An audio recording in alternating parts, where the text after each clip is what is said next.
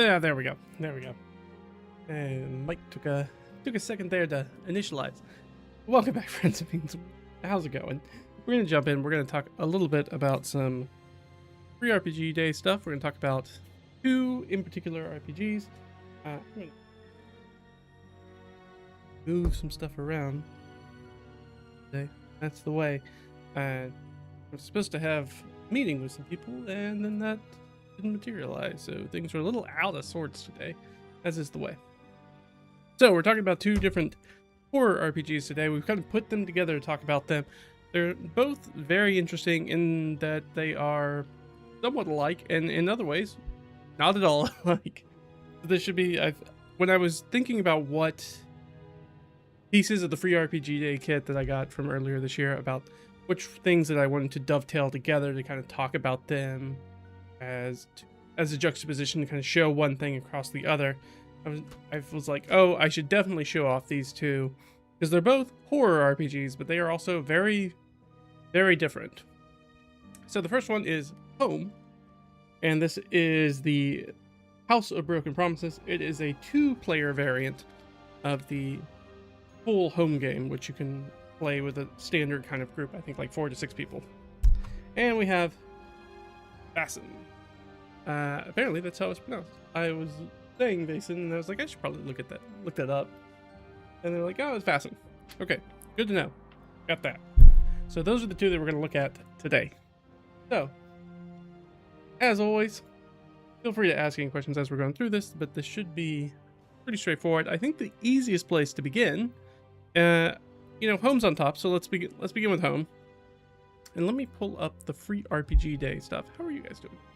Oh, I'm doing all right. Could be better if those people had showed up to the meeting that they were supposed to. But that's life. All right, let's see. Here we go. We'll bring this up real quick. And we can read you kind of the description and everything. So here is... I'm going to have to throw this up. Go.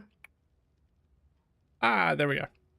Free RPG Day. Every time I see this stupid video, I'm like, one of the people in this line looks very similar to one of my friends that I play RPGs with, and every time I'm caught unaware, I'm like, oh, never mind. That's not them. Also, of note that the UK date has been set. Things got really weird with like shipping, I guess, this year. So the UK date is set. So if you are not in the US, but you're in the UK, this Saturday, or not this Saturday, but this Saturday as of recording, next Saturday, you should be able to pick some of this stuff up. So hopefully you can use this as a guide as to maybe some things you're interested in and go check it out. Gone over a few of them. There's like a full playlist. You can go check it out on the YouTube channel at RedRaggedFiend if you're watching over on Twitch. So here we go. We said we were going to talk about House first. That is put out here, published here by Wet Ink Games down here at the bottom. So Home, House of Broken Promises, a haunted house game for just 2 players. Draw a map room by room as you explore a mansion abandoned by a cult.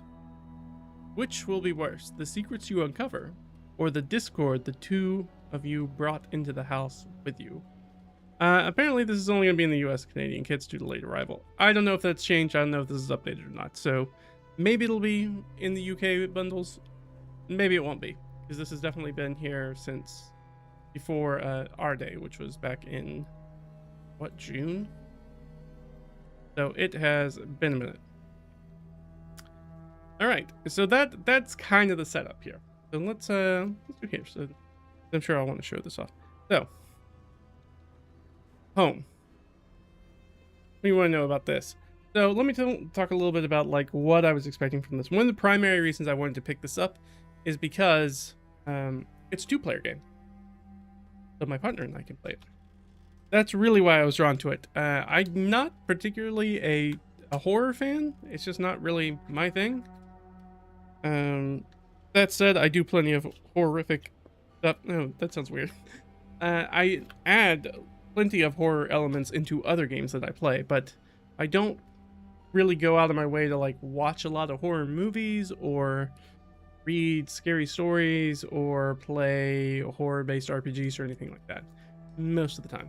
So, take that with a grain of salt as to my opinions, that this is definitely going to be something that's a little outside of my wheelhouse, even though I have played more than a few horror RPGs, but really only because other people in whatever group I was playing with at the time also wanted to play it. Not generally because it is my kind of like go-to idea.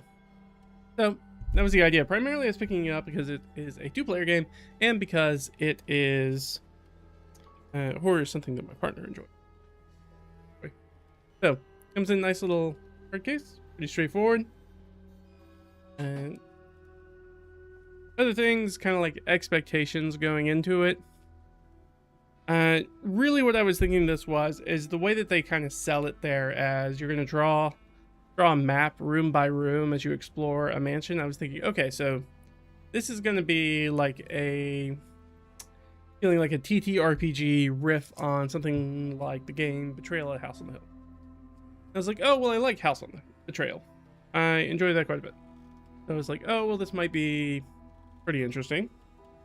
So sure, I would be interesting to see how a card game. I was expecting as you might expect, I was thinking that the cards were going to be like rooms, and you're going to flop down rooms, and they're going to have prompts on them and RPG stuff, and give you some ideas about like.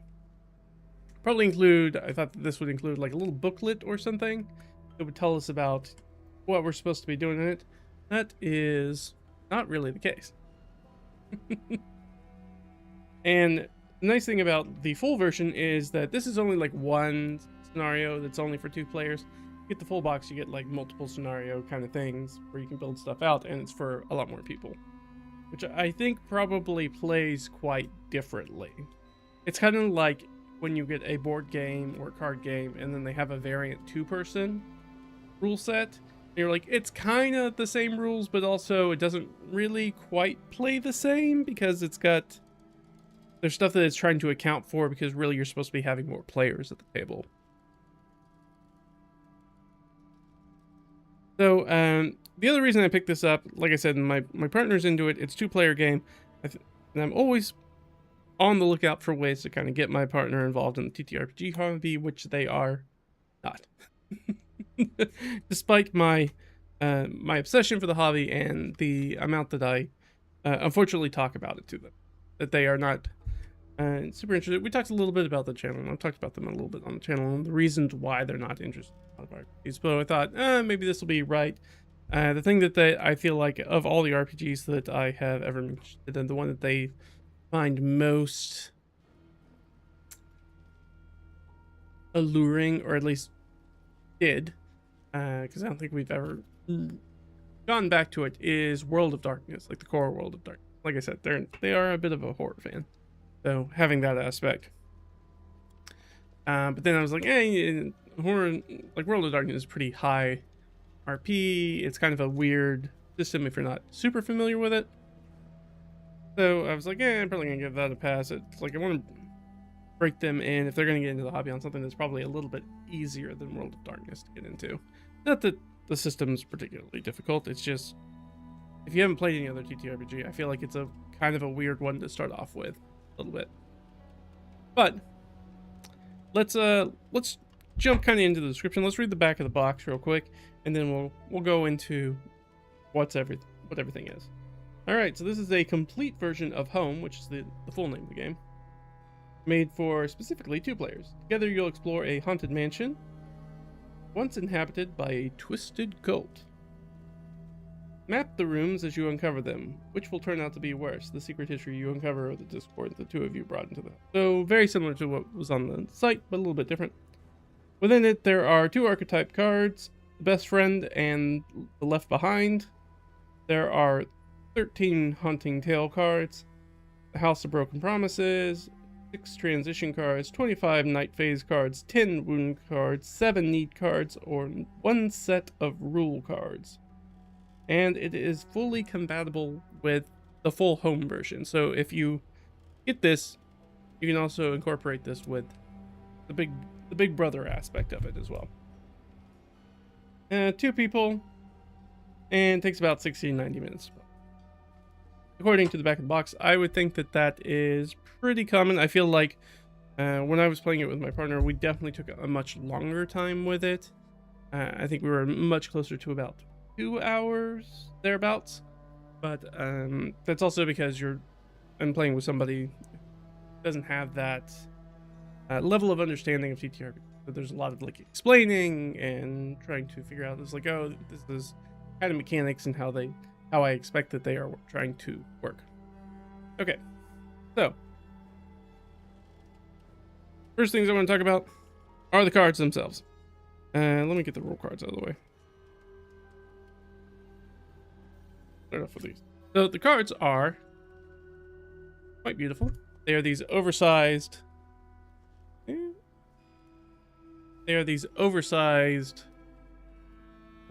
Very nice atmospheric art cards. They have this really great. They set the tone really, really well. Those were the need cards. Here are the cards.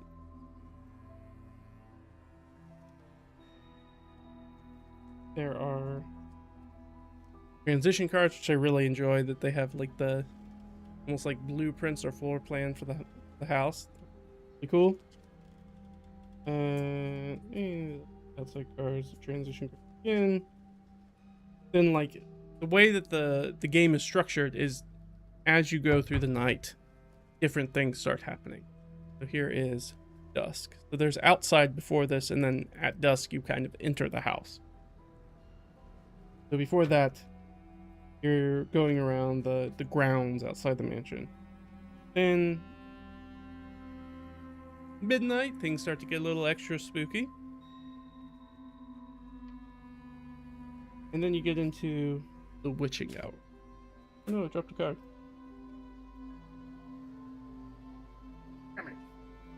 There we go. You get into the witching hour, which is things start to get extra weird now.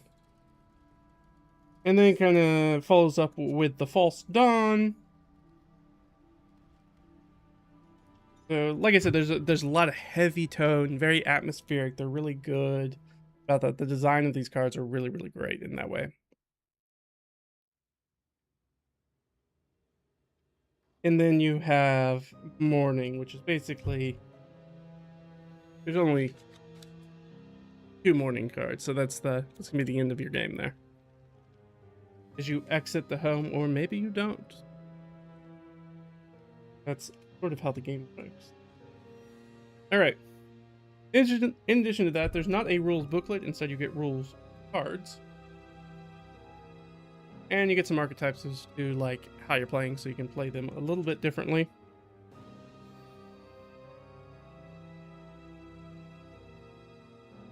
You have the left behind and the best friend. And this is really nice to give you an X card. So give you a little safety tool card. It's always nice. It took me a second when I opened up the pack to realize this was the X card. At first, I was going through the cards and I was like, what the heck is this card? It's the X card. I was like, oh, that's what it is. And on the back, they're like, hey, go buy our game.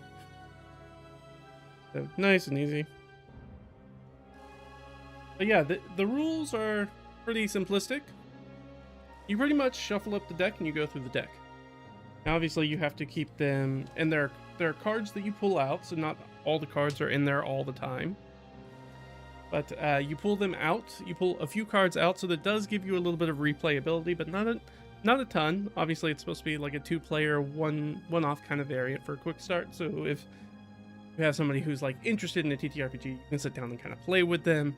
But this is not a thing that's going to give you weeks and weeks of like game sessions of entertainment. You're not gonna be able to do that. Like with any quick start, it's kind of like you're gonna play this one session and then that's done, and you can play it with somebody else, but trying to play it again with the same people, everybody's gonna be on the same page about what happens during that scenario, really. Which is very different than, say, something like Root. When we looked at Root, and Root had that aspect of its Leaky Glade where it's like they're not going to tell you who the murderer is, and there's a list of suspects, so if you wanted to replay it, you could decide as the game master that somebody else is the murderer. and maybe that plays out very different. And if you have, there's like 6 characters in the root one, so if you're only playing with a group of like 4 players and you as the GM, like there's chances for people to play different, and they have different characters have different relationships with people in the glade. So there is a little bit of replayability there. Not like we played it this week and then next week we're going to play it again. Like, but it is something you could pull out and then like maybe play a year later and people will be like, I kind of remember what was going on here, but also not. If we play some different characters, it'll probably play out very, very differently. So, good things. These cards are like fantastic. I really love the design on these cards.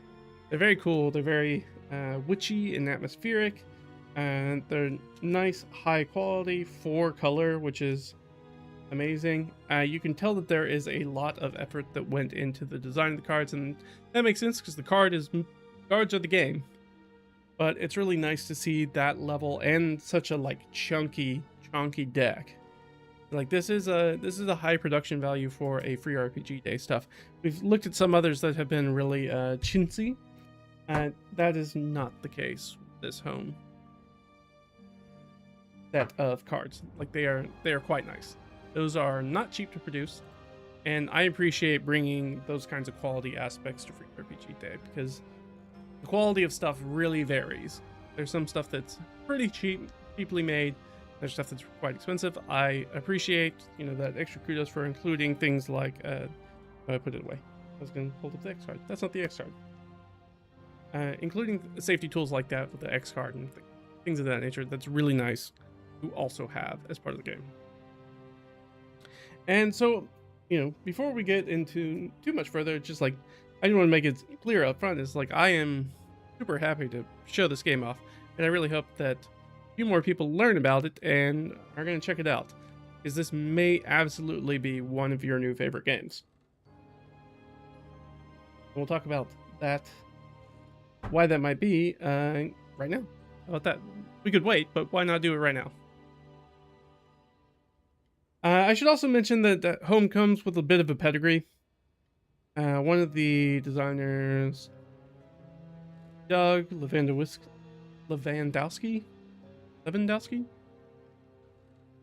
is one of the co-creators of Kids on Bikes. So if you're familiar with that TTRPG, which you should be if you watch anything like Dimension 20, a lot of Dimension 20 uses riffs off of Kids on Bikes as one of their primary RPG systems, and has for a while now. And like Kids on Brooms is kind of like their magical academy, not Harry Potter variant of that, as well as the other creator Yunsu also did some work. It's just one person, but one is the co-creator, so it kind of comes with a little bit of a pedigree, so that you're going to get a professional amount of design. This isn't somebody who's kind of coming out of left field. So you'll notice, like, when I was reading the cards and looking at that stuff, nothing, which is one of the things that kind of caught me by surprise when I was picking it up and trying to play it originally, and looking at the instructions. Nothing about the instructions, despite what it says on the back of the box and what it said in the description on Free RPG Day, is that you don't actually need to draw a map of the house. That's actually not really a part of the gameplay. You can, but you actually don't need anything except this deck of cards to play. And so it was a little I was going to say disconcerting, not disconcerting, but a little not what I was expecting when I picked up this deck of cards, and there aren't any. I mean, I'm trying to think. I think maybe some of them state a specific room you're in.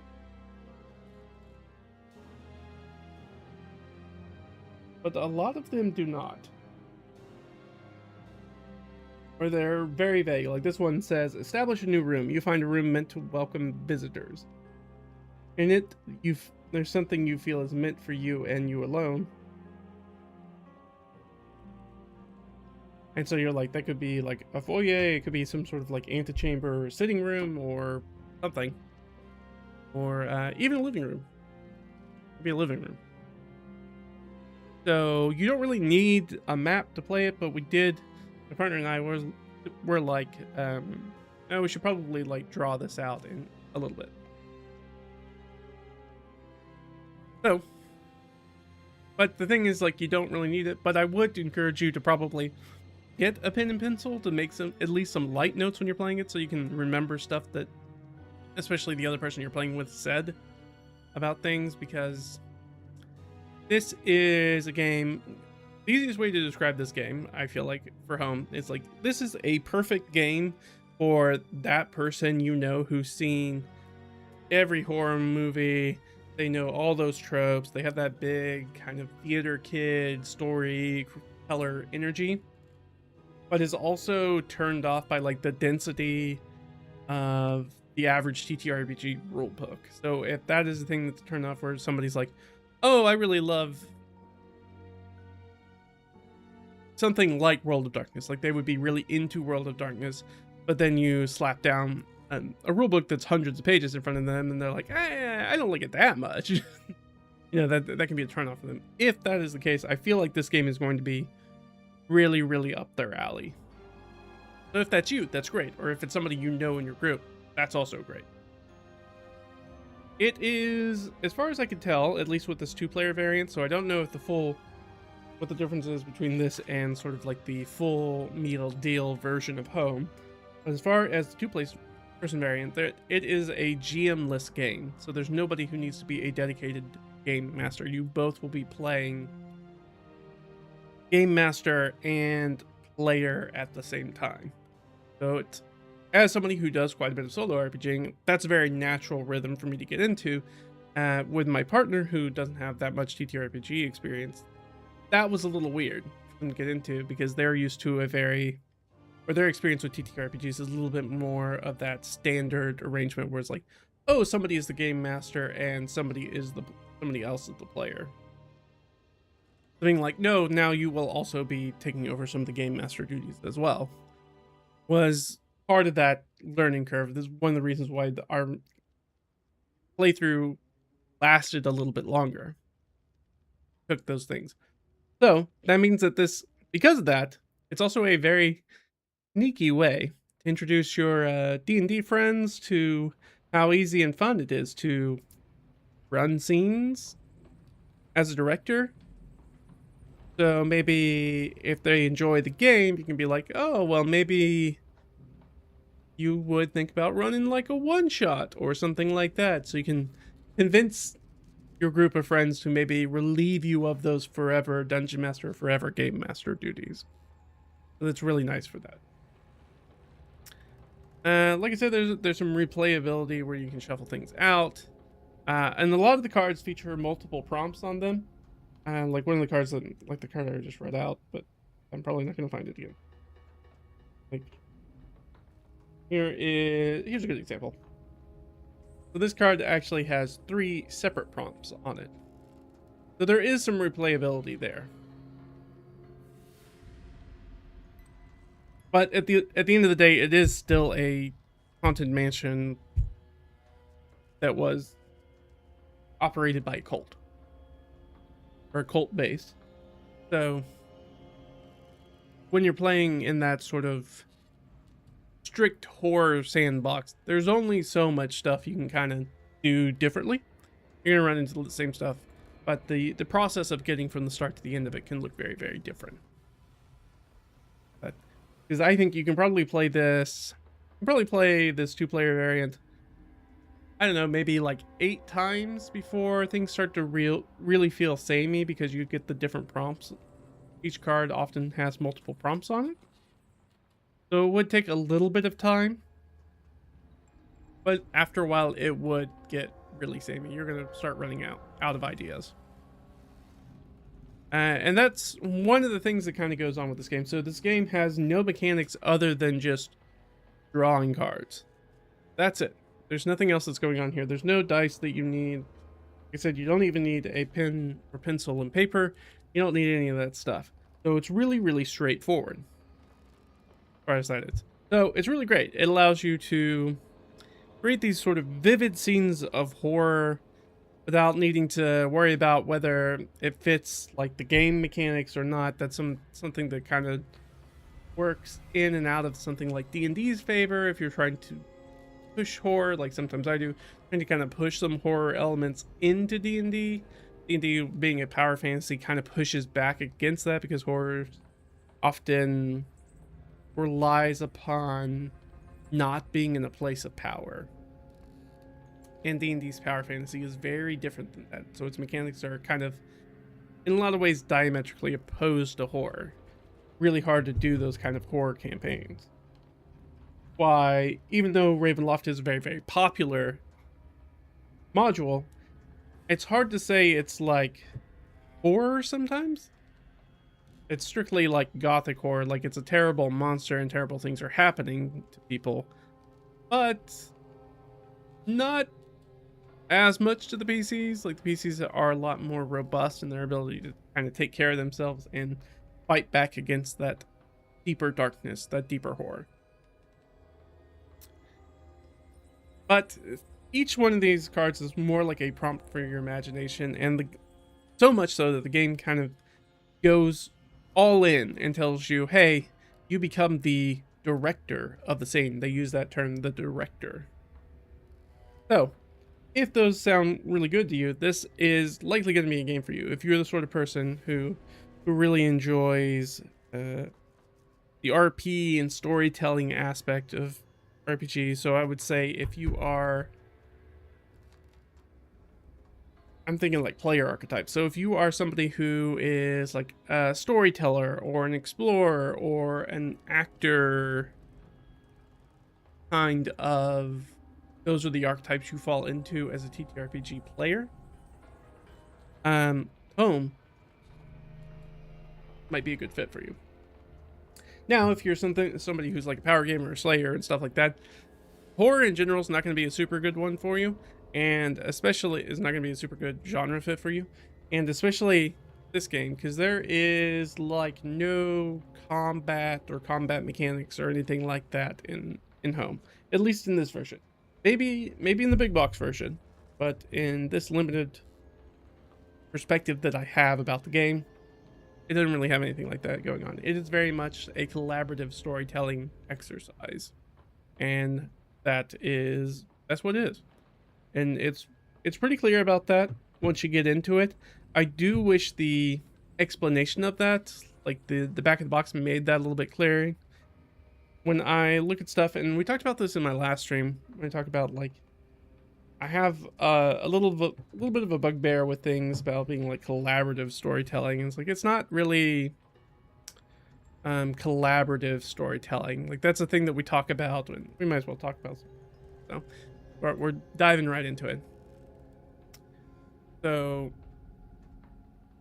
it's, you know, it's kind of my personal, I guess you would say, dogma TTRPG. So maybe this is a hot take. I don't know. I don't think it's a hot take, but you never know. It's the internet. People are weird. I don't think of TTRPGs as being collaborative storytelling. I think that is not a good description of what they are, in my mind. The same way that it's like they're not really improv exercises, even though improv and storytelling are both very, very big parts of playing TTRPGs. That's not how I view them. I feel that they are capital G games. So all the letters in front of the G in TTRPG tells you what type of game it is, but at the end of the day, the game is the proper like big noun of that title. So that doesn't mean that you don't need like those rules or cards or dice or miniatures or a digital subscription service to tell a story in the round, or a round robin story as sometimes it's called. You don't need any of those things to do that. To do collaborative storytelling. You can just go do that with your family. You don't need any like mechanics or rules or any of that other stuff to do that. In fact, the idea of telling collaborative stories is so ubiquitous that we have multiple names for it. That story in the round robin story, collaborative storytelling. We have all these different words that are all describing the same activity. That's how ubiquitous it is. It's a very big thing. We've been doing it for a long time, since before something like D&D even existed. So when I think about collaborative storytelling, as far as something like D&D or TTRPG is concerned, I think that is an emergent quality of playing the game. That only comes out because of the role-playing influence in the game. That is the aspect of the type of game that you are playing.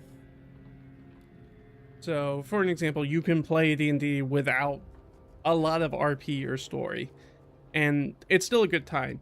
There's many a mega dungeon, many, especially like early on in D&D's history, lots of dungeon delving, not a lot of like in-character big RP energy. That's like a later aspect of D&D, and not super early. Like, yeah, sure, people might have characterizations for their characters, but also characters died a lot easier and were replaced a lot quicker in early D&D. So you didn't really invest a lot of that characterization into those player characters because they might die in the next room.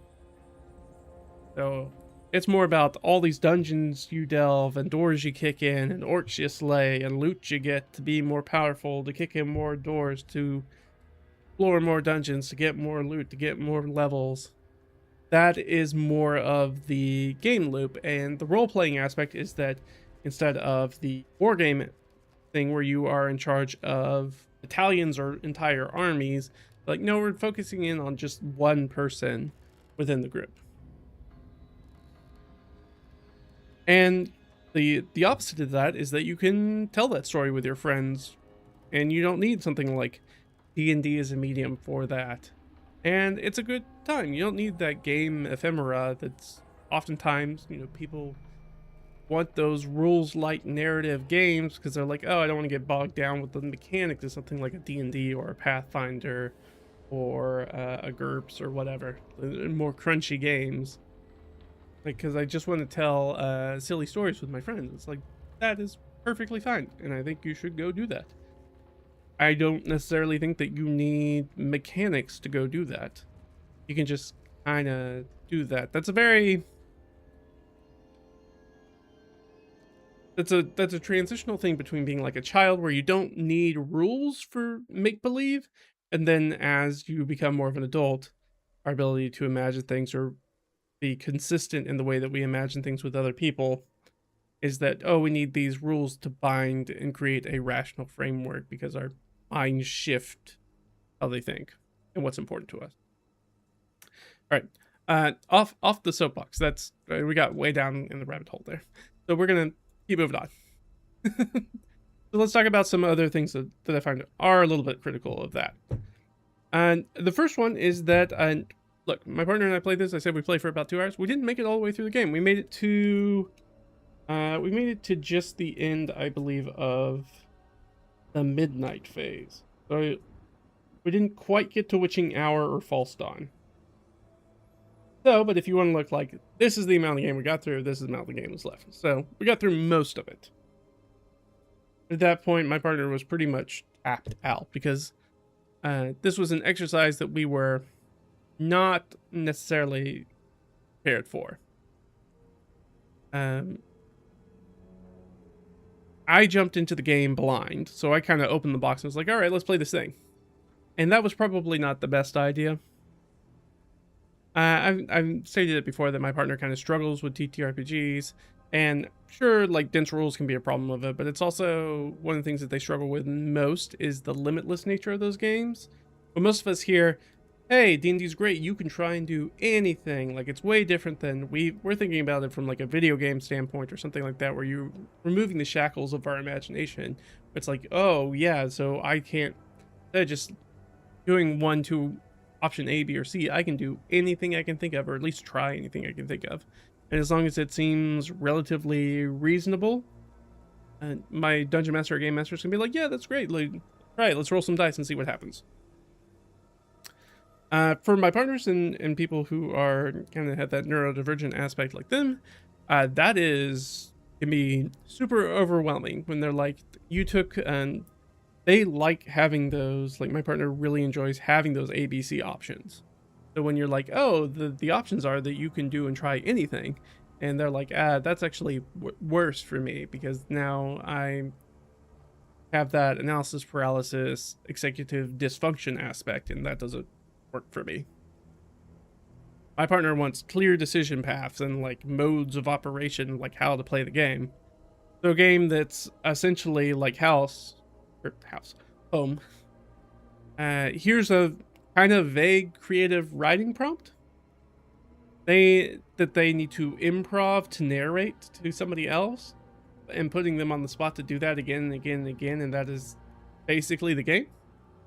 That is frustrating, overwhelming to them.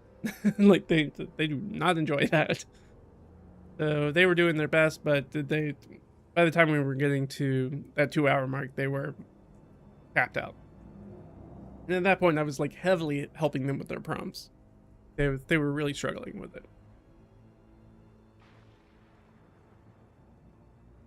And I think that there's also, with a game like this, where we talk about it's very, very storytelling focused and very improv focused, I think there is a pretty big, or there can be. It's going to depend a lot on your group and the people in your group and how they feel about things.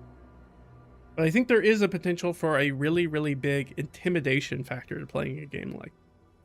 If you have like a naturally gifted storyteller in your group, or an experienced dungeon master or game master, or someone that has some sort of theatrical or writing background or something like that, or like any sort of like creative artistic background, that they are really gonna outshine other people around the table, especially if any of those types of people have any sort of background in horror and they know all the tropes and those sorts of things like I talked about. It's really great if you are that person, but people around the table might feel really intimidated playing with you because they feel like they can't match the level you're going to bring to the game.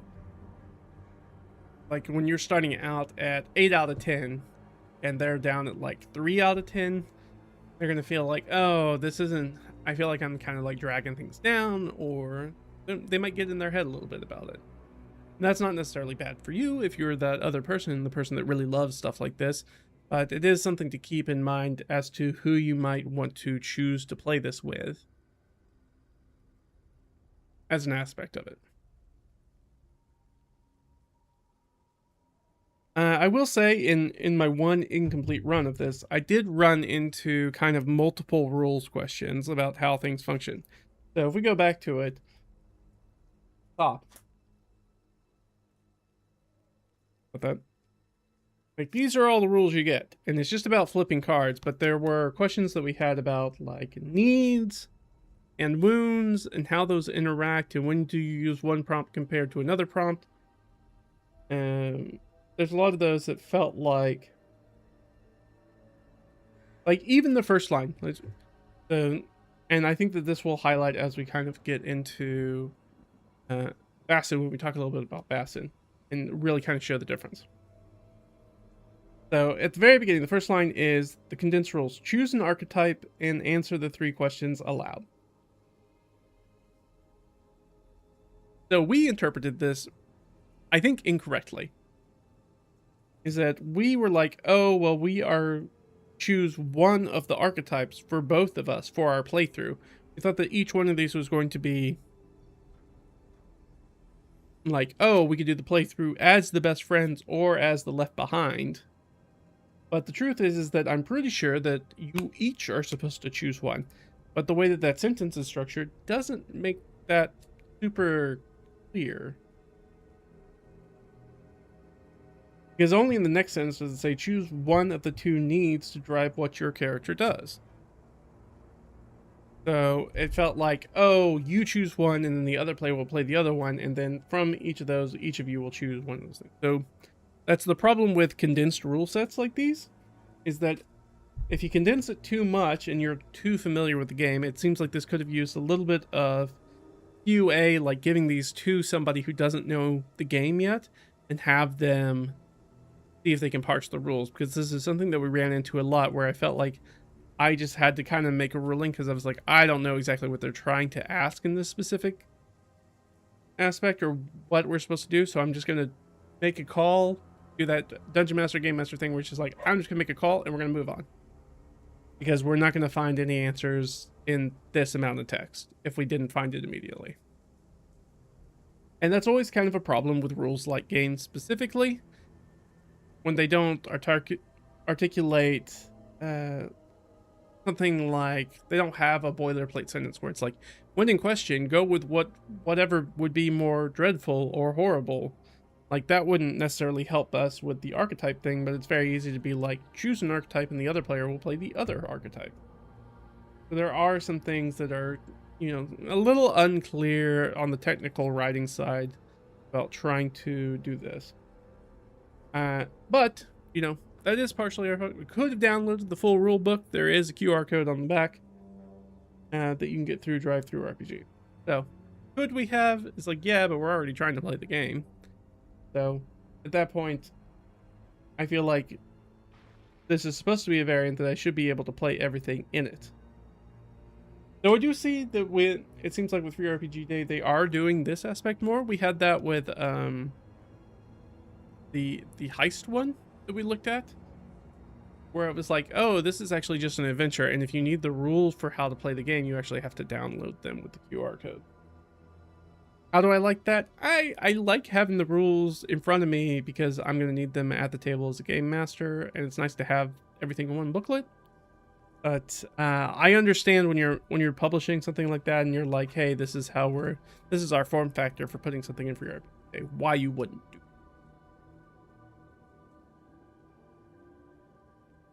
The things that kind of surprised me about it, again, I was expecting to pick up something that was a little bit of like Betrayal at House on the Hill, TTRPG light card game Haunted Mansion crawl. So something between like Betrayal at House on the Hill and those. And there are games that you can get that are choose your own adventures, like the books are, but they're like decks of cards. So I was expecting it to be something in between there when I saw that it was a deck of cards. And this is not like that. I think the closest comparison, and you know what, I'll look it up. I should probably look it up. Because I don't think that this is a very popular game, and I don't think a lot of people know about it. It is a Japanese game. No.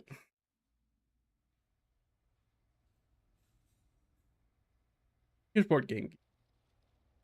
All right, let me get back real quick. Is Cat and Chocolate.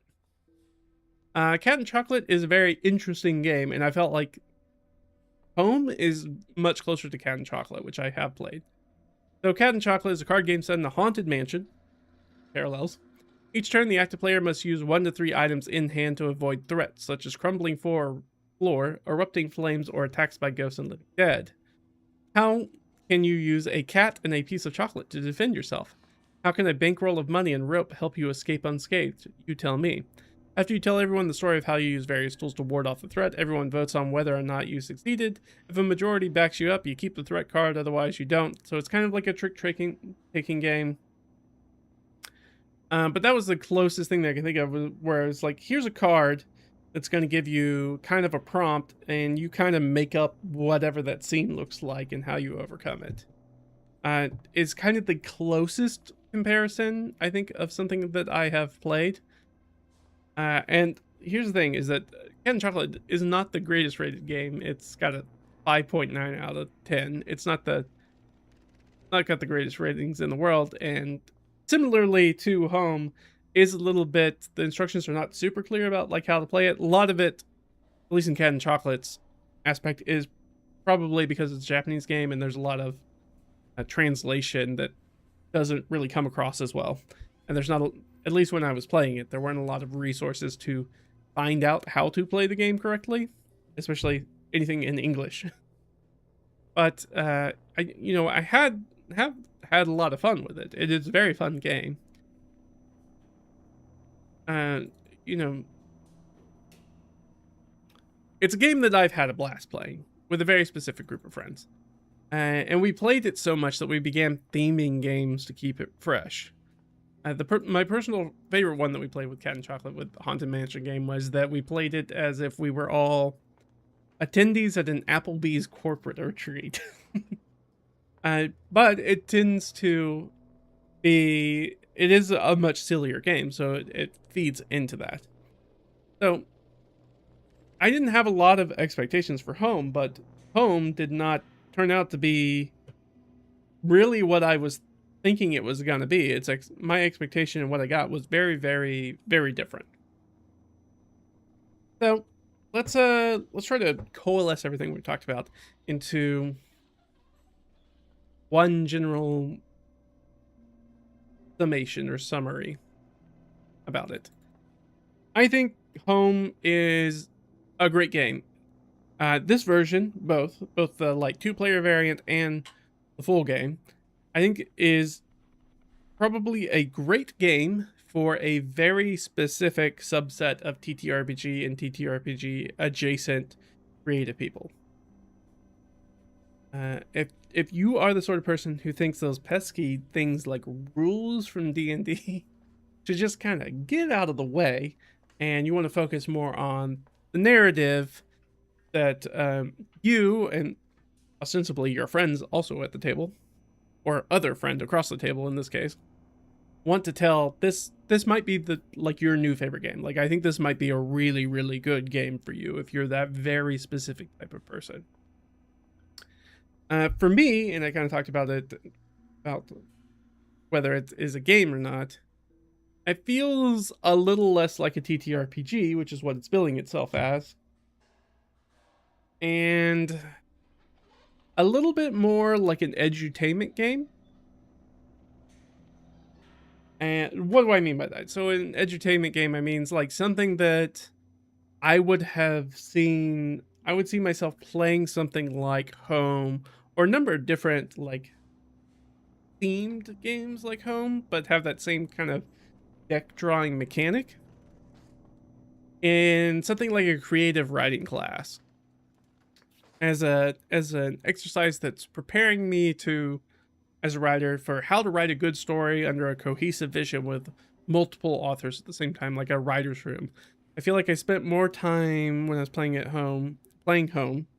I felt like I spent more time at work doing things like crafting scenes and keeping all the bits of like motifs in my head and consistency throughout, trying to make sure that everything stayed very consistent and built upon itself while I was going through the deck, than what I would necessarily call play, if that makes sense.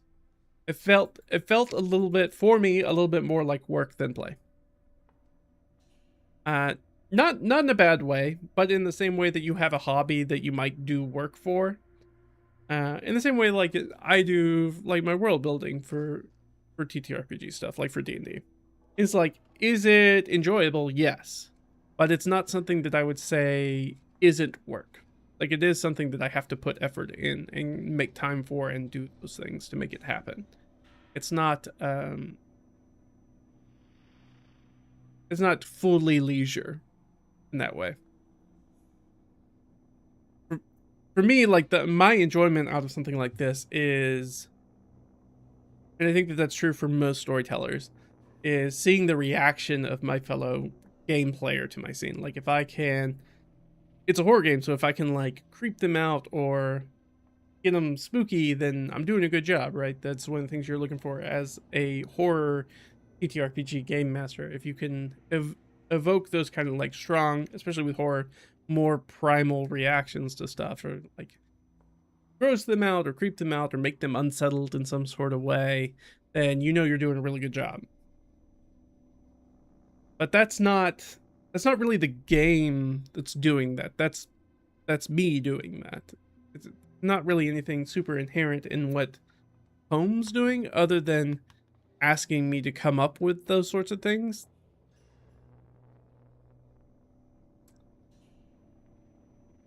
So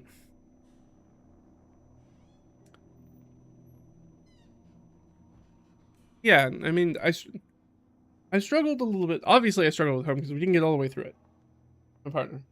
Could I play this and make it through with somebody else? But yeah, but even in the gaming groups that I do play with, I can foresee people that I play with who would struggle playing this game with me in the same way that my partner did, who are just uh, people who are just not really wired that way, or they don't really have the correct makes it sound like they're lesser. That's not true. They do not have the same toolbox or desire to do what needs to be done to kind of make home successful as again, I hesitate to even call it a game, as an exercise, as the storytelling thing. So I think if you have a very specific group of people who are primarily interested in telling that story together, and they'd rather do that rather than play a more complicated game like a Pathfinder or something like that, I think you're going to get the effect that you want out of this. But I think for me and a lot of other people who maybe are coming from like a D&D background or some other TTRPG background, I don't think that home is necessarily great if you're looking to relax on the weekend with some D&D shenanigans, especially if you're wanting to play like a beer and pretzels game and that's sort of your normal thing. Like, I'm looking to do something like sit down and roll some dice and have some fun with my friends, and I'm not necessarily looking for my way to relax is feel like helping my friend with their creative writing assignment. And I think that was kind of my overall takeaway. And enough that like when we didn't get all the way through it, I wasn't begging to play the game more to make sure that we got through the finish. I was like, yeah, I understand why this didn't work for my partner, and I'm kind of okay with that. I don't necessarily want to do that. So, if you are interested in things like this, and I am, like, that makes it seem like I did not enjoy this experience. I did enjoy the experience, but I am very cognizant that it's really for a very specific subset of people. And so if you're like me and you like that kind of stuff, but you also want some game in it, I figured I would throw some recommendations your way. So we talked about Cat and Chocolate already. That tends to be a little bit more humorous, or at least that's how it played for me and my group. So we usually make it pretty, I guess you could make it super serious if you really wanted to. But I think it lends itself to being a little bit more silly. If you're looking for other very, very simplistic horror RPGs that have a little bit more game aspect in it, of course, Dread is kind of the gold standard for that. For just having like a Jenga tower of blocks and pulling from it. So that's kind of the gold standard. And along with that would be something like 10 Candles, which is also very fun. You can go check that out. It's very fun. Or if you're looking for something that you want a game system, but maybe you want to remove a lot of the chaos aspect out of it. Maybe that's the aspect of the game that you don't like. It's like, oh, one of the things that I hate about D&D is that it uses the D20 system, so there's an equal chance that I'm going to roll a 1 as a 20 as being a 10 on the die. Those are all equally weighted in those aspects, and I really don't like that.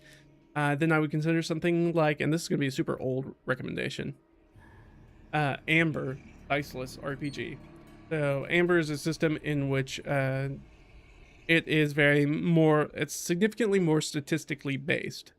So you don't really there isn't like a chance factor in it for the most part. You are doing auctions and changing lots of stuff and manipulating resources that are finite, but there's not a lot of random chance in it.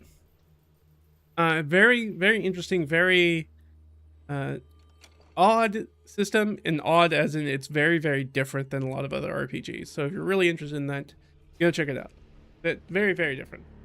But I think that is pretty much all I have to say about Home. So the summation is that if you are a very specific type of person, you're really gonna like this thing. If you are not that very specific person, your results with it, like my own, might be kind of mixed. And so next we're going to talk about Vaesen. Yes, Vaesen. Not Vaesen. Not Vaesen. Vaesen. But before we do that, I'm going to take a short bio break, and then we're going to come back and we'll knock the rest of this out, all right? You guys hold on. I'll be back. If you have any questions, drop them in the chat. Otherwise, I'll be back here in just a minute.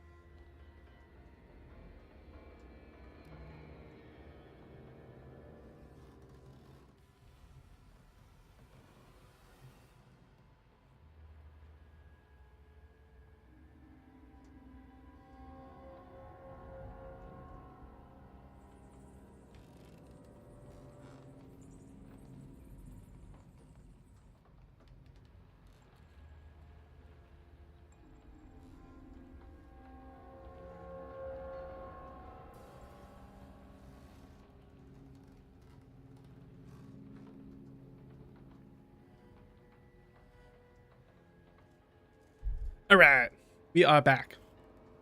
Welcome back. Me. You were here the whole time, obviously. You obviously didn't get up and... I got up and left. Or did you get up and... Anyways, let's throw it over here. So we're gonna talk about Vaesen. Get on down here. So Vaesen is put out by Free League. Vaesen, Nordic Horror Roleplaying Quickstart. Try out the award-winning Vaesen, Nordic Horror Roleplaying from Free League Publishing with this Quickstart, including rules, pre-generated characters, and the thrilling adventure, The Archivist Cursed, playable in just 2 hours. So, I think that's very interesting. I'm just gonna kick this off because I was looking for this earlier when I was thinking of writing down my talking points, and I was like, I don't think it says anywhere in here that it's supposed to be able to be played in 2 hours, but maybe I'm wrong. Let's look at the start of the adventure.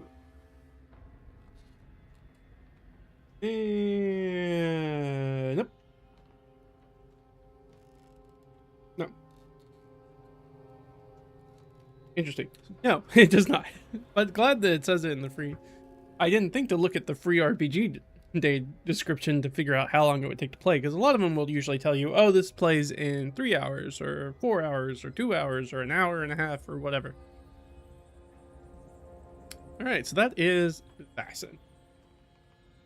Our description of Vaesen. So, let me talk a little bit about what I liked when I saw this up there and why I thought about picking it up and my expectations when picking it up. So first off, the art is great. You know what? It's worth showing you guys some Vaesen art. And this is more a Free League art thing because they use the same, that illustrator artist makes a lot of art. Yeah, just because it'll be easier to show on screen. You know what? So here we go. There's a lot of Vaesen art out there. I really like this style. I think the style works really, really well. It's also the same style they have in things like Dragonbane, which is another Free League game. Let's pull.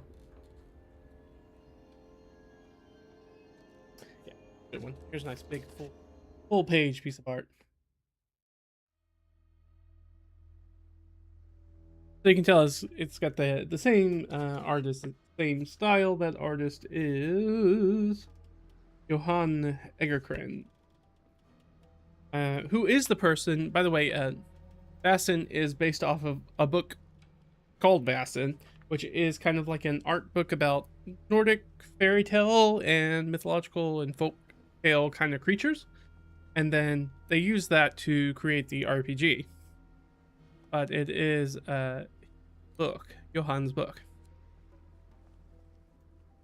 But I really like it. I really dig specifically this mythic Carpathian idea of what a vampire would look like. Like, that's very, very cool. That's very sort of Nosferatu bat aspect. I think that's very, very cool. But in all, I like it, and that should come as no surprise. I have kind of here we go. Here's the original book. Spirits and Monsters of Scandinavian Folklore, collected and illustrated by Johan. Egerkrans? Maybe Eger. I'm sorry. I'm just gonna say it up front. Obviously, I don't speak any of the Nordic languages. So my pronunciation, I have English brain, which means that I don't really understand how to pronounce a lot of these words. So my apologies up front. It's gonna be rough. Vaesen is as far as I got as to how to potentially pronounce it correctly.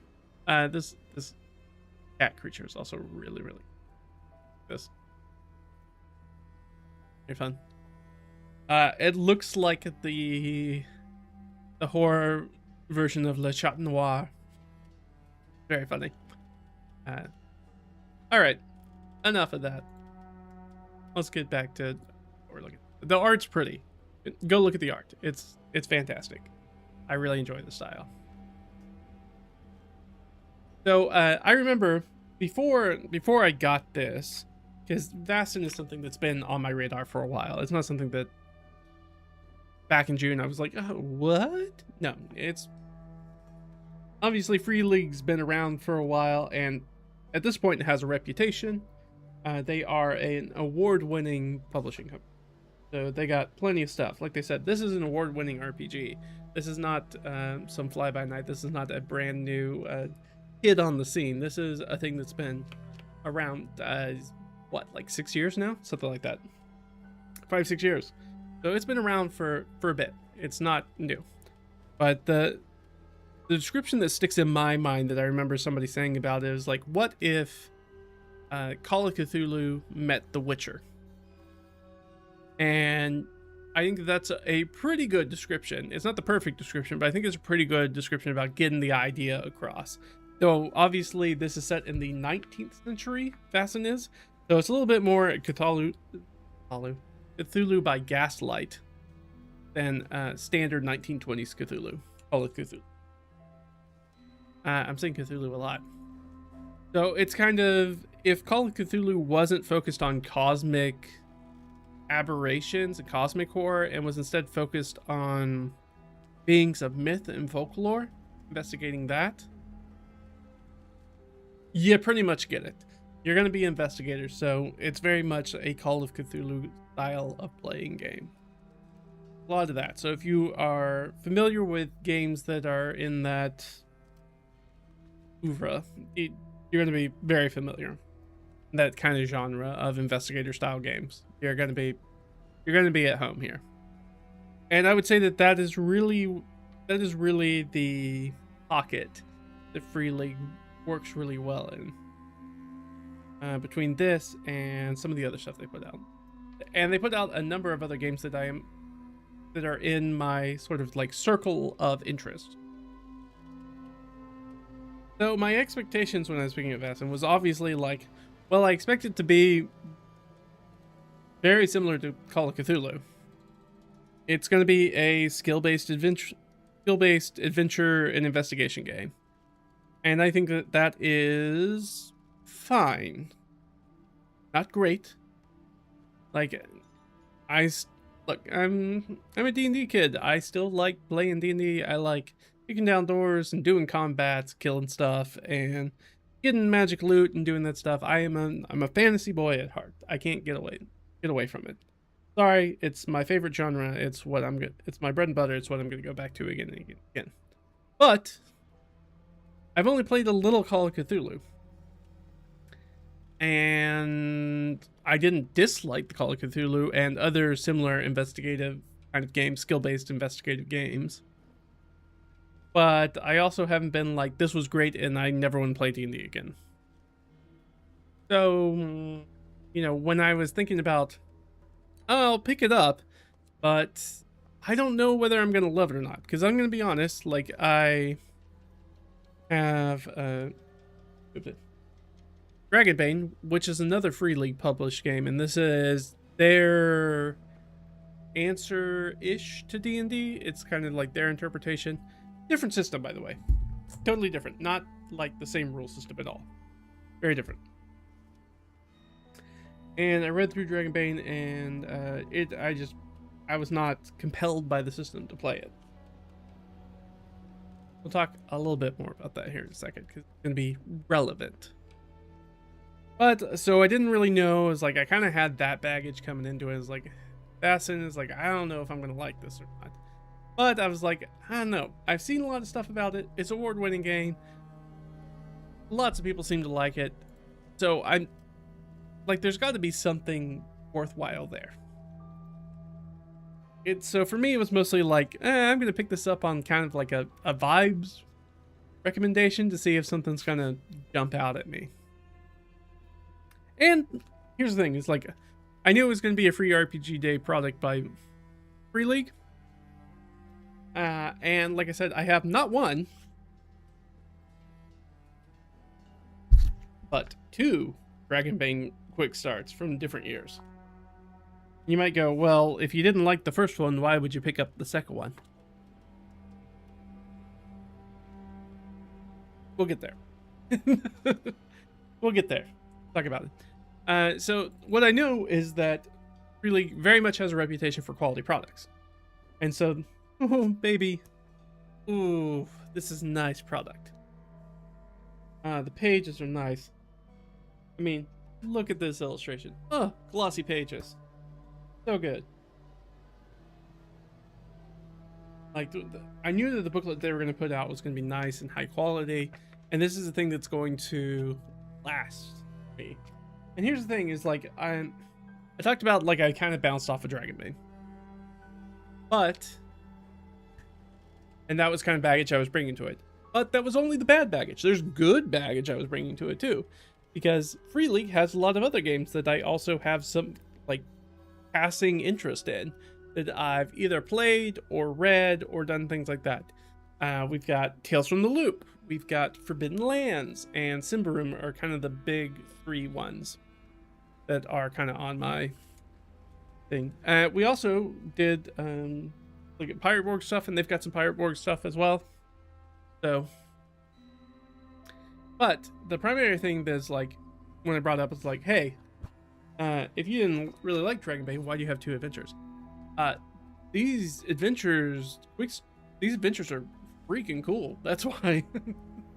It's like, even if I don't use the system, if I want to ever run the adventures, are very cool. Both of these is, might not be able to tell down here in the corner, are tournament style quick starts.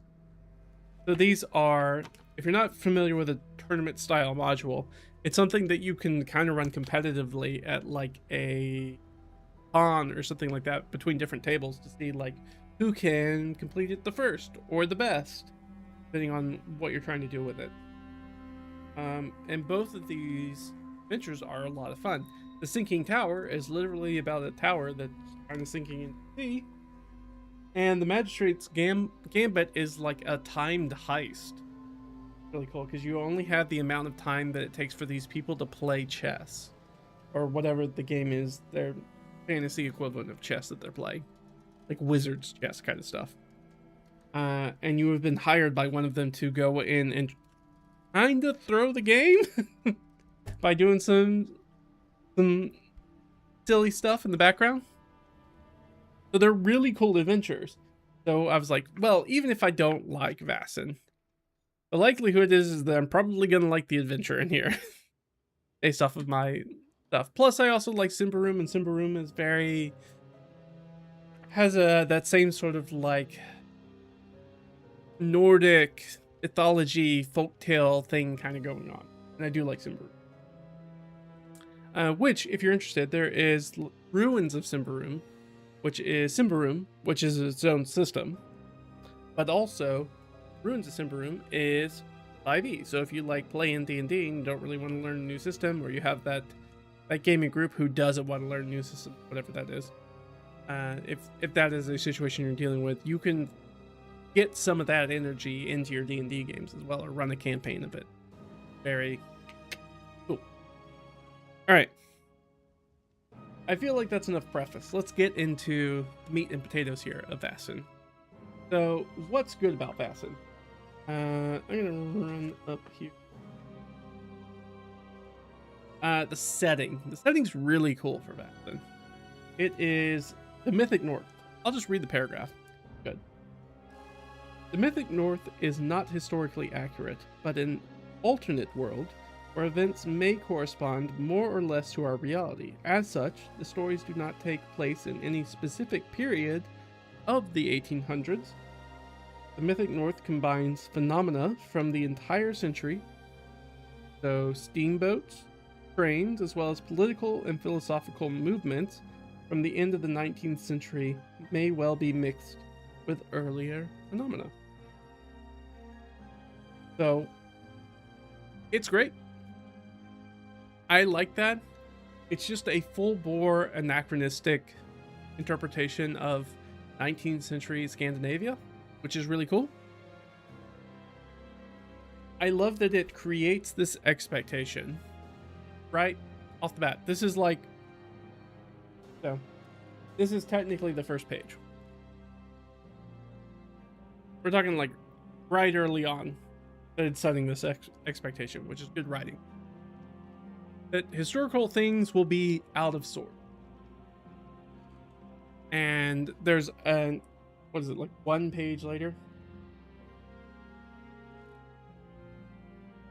Yeah. 1 page later, it's got this little nice info box about gender roles as well. Being like, yeah, you know, historically, positions and things that women could do in society would be very limited, but this is not that thing, so you don't have to worry about that. So I do like this. It's like, oh, it's giving you that permission just in that expectation up front to create this sort of easy safety net for GMs and players and designers of adventures for Vaesen to be like, hey, if you don't nail 100% historical accuracy, or you are changing some things because of the historical inaccuracy, like wouldn't let it work, or you hate that it would require like all the player characters to be male, which you're like, that's silly, gives you this opportunity to be like, oh, that's fine. This is not reality. This is fully anachronism, which I think is a good place to couch it and to set up that expectation extremely early on in the quick start. Like before we even talk about the rules, they're like, hey, this is the expectation for playing this game. And it's especially good if you're a silly lout like me who knows very little about 19th century Scandinavia or Northern Europe history for the most part. I really have to dig in the recesses of my brain from like old European history, which obviously for very obvious focuses has a lot of focuses on like the UK and France and Italy for very obvious reasons, and not as much on like Scandinavia. Not that there wasn't stuff going on in Scandinavia, certainly was. So, and before we get into it, I want to again like put out just like a little thank you for Free League, for continuing to make, you know, high quality products for Free RPG Day. They're really, really nice. They're going to last a long time. So if you pick one up, even if you decide that you don't want to play the system or whatever, you bounce off of it, you might have a really cool adventure, and this is a quality product and it's going to hang around for a while. So you can keep it up on your shelf or keep it in you. Like if you're like me and I have a literal like shelving bin that I keep all this stuff in. But also like, thank you for making the character sheets. Yeah, here, I don't know why I'm holding it up like you're going to be able. Making the character sheets perforated. A lot of these quick starts don't do that. And like, it's really hard to be like, I need to rip out this page of a quick start guide that's got a character sheet on it. And hopefully I don't rip the page while I'm doing that in a way that's going to make it difficult to use. Or I have to try to track down a pair of scissors at a game store, which is also a pain in the butt. So thank you for that, for having a very thoughtful production of product, even if it's for free like it is for. Thank you. I appreciate it, and I know a lot of other people appreciate it too, even if maybe we're not as vocal as we could about it. And then it goes kind of directly into talking about the player characters, and there's a lot of stuff that I like about the player characters. And we can kind of just like read off the headings as we. I think that they're pretty key. So after they tell you player characters, by the way, don't worry about gender roles. This is anachronism. You have motivation. You have a trauma. You have a dark secret. You have an attribute, or you have your attributes. You've got your skills. You've got your talents. You've got relationships. You've got your gear. And you have your memento, and resources. And that sounds like a lot of stuff. Where in D&D you would be like, okay, you have like your weapons and your attacks and your magic and your ability scores and your skills, and that's kind of it. This is like, oh, we're gonna give you all this other stuff, and it sets up this thing really, really well early on in the game. They're like, hey, here's the expectation for the setting, and then here's the expectation for what's going on with your characters. Which I really like, because it makes it very forward and very obvious from the get-go that most of the stuff that's on your character sheet is kind of for RP purposes, or roleplay purposes. When you have that motivation and trauma and a dark secret and relationships, and you have this specific memento that's kind of like tied to your backstory, and even something like resources, where it does that very much skill-based thing where like resources, you have a rating rather than be like you have 100 gold pieces. It's like you are poor and poor allows you it works like credit rating. Call of Cthulhu, if you're familiar, like your ability to buy things. It's not a game that's interested in tracking like every single piece of currency that you have on your person and dealing with stuff like that. It's like you have a certain lifestyle. It's kind of like D&D has those lifestyle expenses. Instead of having the expenses, it'd just be like you just have that lifestyle. And so anything that seems reasonable that a person of that lifestyle would be able to purchase, you're able to acquire. In a lot of ways, it really gets money out of the way of a game, which is, depending on how you feel about the game, which is either good or bad. But I think having things like the motivation, the trauma, and the dark secret, and the relationship, and the memento, and the resources, that's like so much more fuel for RP. Sorry, I missed the point.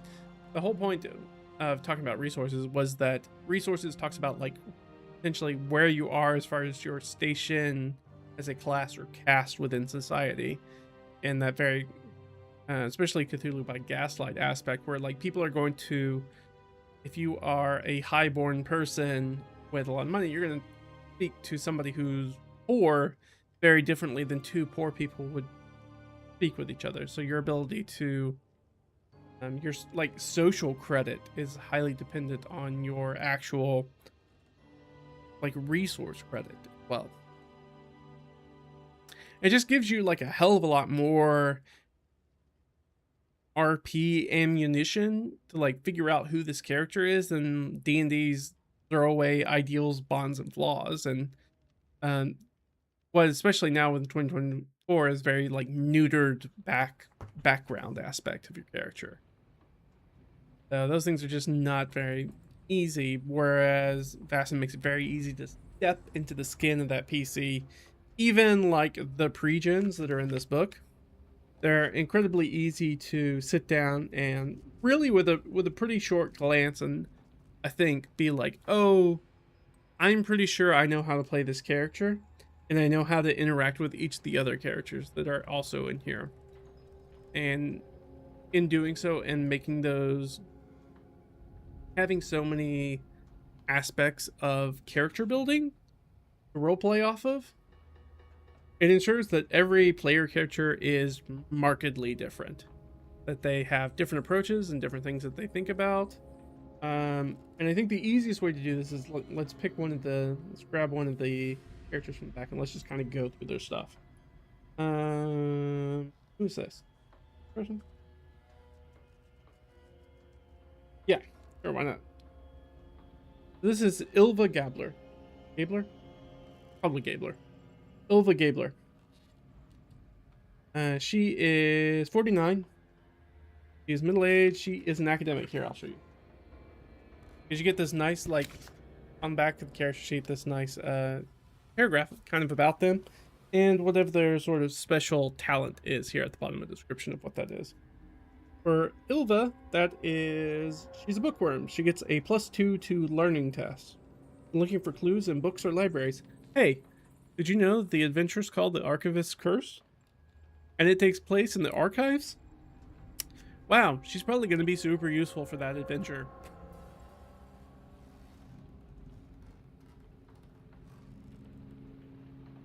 Alright, so what's going on with Ilva? So, her motivation is to honor her brother's memory through her research. So, you already know, like, her age, that kind of gives you an idea of how she probably interacts with different people at different ages. She's an academic, so she's not like a business person, or noble or something like that.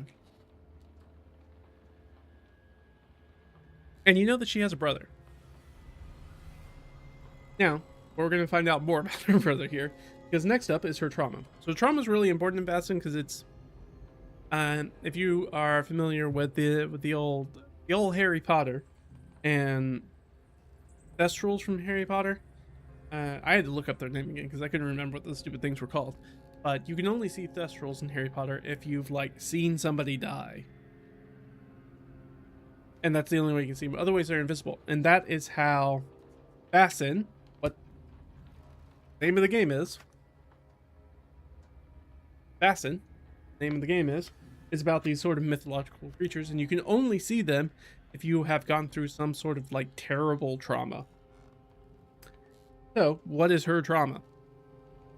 This trauma was your brother was killed by lightning while you were climbing the church tower as children. Whenever you visit the parish church, you can still see him sitting by the weather vane, waving to you. So you see like the ghostly apparition, or maybe not ghostly apparition, maybe just him, seems like in full meat form, waving at you, but man, nobody else can see that kid. And that's tough. And probably makes sense why you're not around in your hometown most of the time. That's your trauma. So you want to honor your brother's memory through your research. And you're like, okay, well, what does that mean? Well, we're going to learn a little bit more about her research. I know this because I already looked. She has an electroscope. An electroscope is like the old like ghost hunter shows, if you watch that. It's like measures electricity and can detect ghosts, apparently. So that is part of her research, is like, I know that ghosts are real because I can see my brother, but how do I prove that to other people who also can't see them? And so using the relatively newfound discovery of electricity and being able to produce that, how to use that as a means to pick up paranormal activity. So your dark secret. Oh, there's a lot of stuff here. We picked one that has a bunch of stuff. A few months ago, you acquired a dose of mummy dust. It is the only thing that has ever eased your severe headaches. So now we learn that we have severe headaches. But the substance is expensive and has drained your savings. You therefore have two purposes for your visit to the National Archives. That's where the adventure is at. Besides your research, you are very interested in the Archive's Egyptological collection. Maybe we're going to try to steal some mummy dust. Very, very interesting. So you find out that, oh, you have headaches as well. Now that gives you another RP point to play off of. So you have this electroscope. You're obviously looking for ghosts. You're also like trying to position your reasons to go to the Egyptology aspect of the National Archives. You know, whether that's something that is pertinent to what's going on in this adventure or not. So it just kind of gives you all these RP pointers, and it gives us this idea for why our resources, however, are financially stable. So we get a +1 bonus to any rolls that we on resources. But we do know that it has drained our savings, so there's an idea that like if we continue to play this character, that if we needed to buy it like at market rate, we might end up losing a point of reach. Not be good for us. But it's also better than most of the player characters in, because most of the player characters in are poor or destitute. Being financially stable is actually a leg up. And in your personal gear, you have an electroscope, as we talked about, but you also have an empty medicine bottle and a mortar and pestle.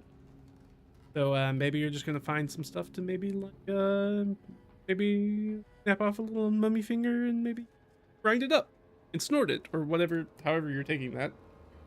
I assume snorting it. In addition to this, you also have the relationships. the other characters. So Miss Exblad needs your guidance. She's a younger woman who also has issues with the paranormal. Playing looks like an excellent research assistant. There's another person here doing research, another one on the PC. And you're like, well, I could utilize that person. That would be helpful for what I'm trying to do. Mr. Mackinnon is a charming man. That is Mr. Mackinnon is our like Sherlock Holmes private detective person. And Mr. Orlick, his knowledge of the undead is impressive. Orlick is a vampire hunter. So in this adventure, we're not dealing with vampires, but it is interesting to show off, like, you also have a foreigner here, because Orlick is from, mostly concerned with, we showed off that piece of art that has that Carpathian, mythic Carpathia has that weird vampire that I showed off, piece of art. He would be most at home in that area. So he is here for other things, which you would find out about if you his character sheet. We're not going to do here, but you could.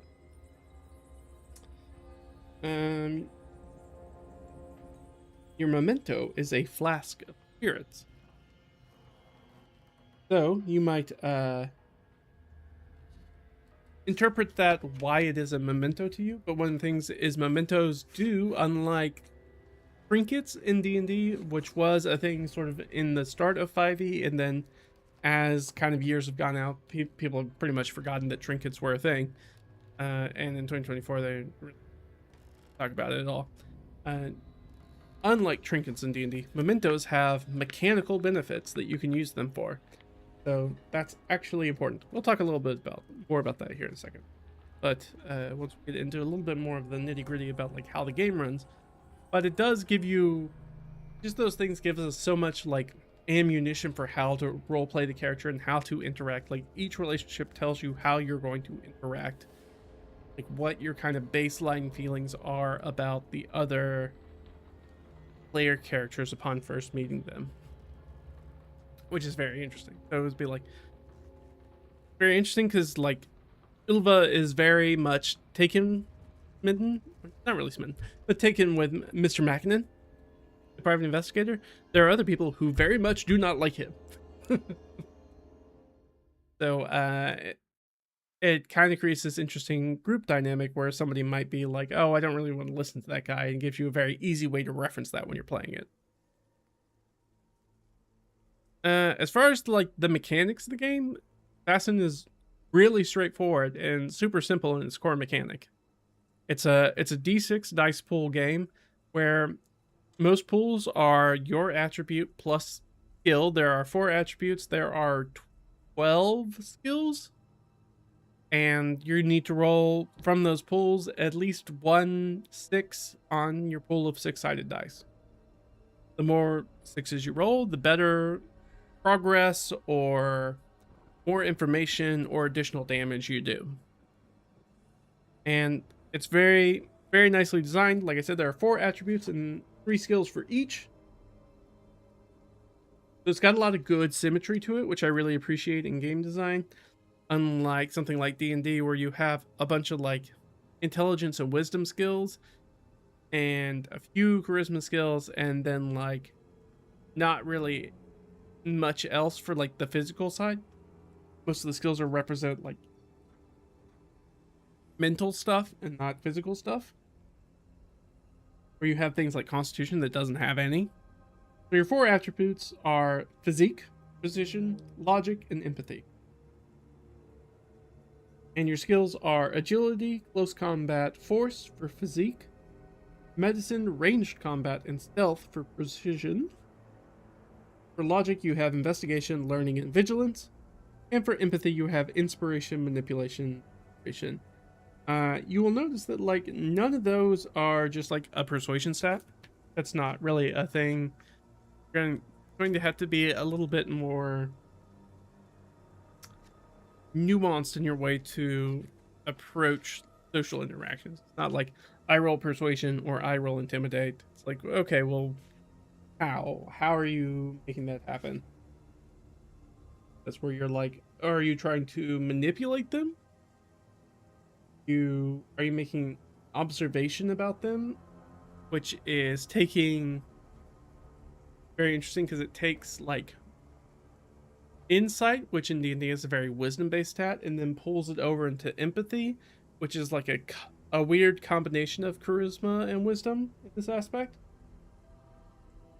So if you want to be a talky person, obviously you want some observation. But observation is different than something like vigilance. Your ability to happening falls under logic. So it's splits up in interesting ways. And I think that they work really, really well. I think it's very straightforward. It stings very well. The skills are also all positive. So if you need to make we said a vigilance roll. So logic plus vigilance, if you are not trained in vigilance, so you don't have any additional dice in that pool, you don't have like penalty dice on it. You just don't get to add those extra dice. So I like that. I like any system that tries to primarily focus on being like an additive system. It's like you're primarily adding dice to the pools, and so really the only times that you have negatives are like because the GM is imposing like because of a specific situation is the only reason you would reduce dice in your pool for the most part. Gear kind of works similarly. Some gear allows you to make the check, which is very similar to like a D&D Thieves, even though technically you get a bonus for Thieves Tool.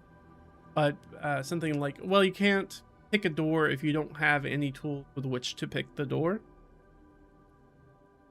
But you can also have things that add dice, like a weapon adds dice to your close combat. But don't necessarily need it to do a close combat roll. You could still like punch and kick people. And other PCs, it makes it very easy to do things like helping each other. For each PC that can come up with a concrete, very like rational way in which they can help you, you get to add an extra die to your pool. And I think you can have up to like +3.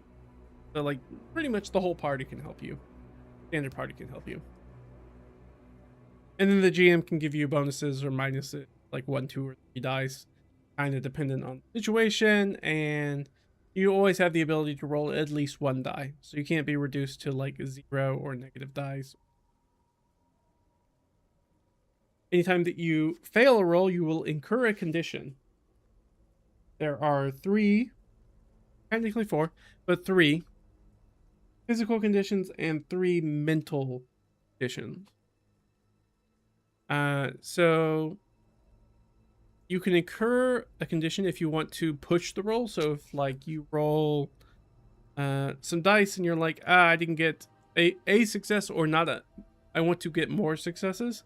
You can be like, I'm going to push that roll, and you take a condition, doesn't matter, you get to choose, and you can re-roll any failed dice. So you keep your successes, you re-roll any failed dice, and try to get more successes, or at least success. And oftentimes you will take a condition when you are damaged, primarily in combat.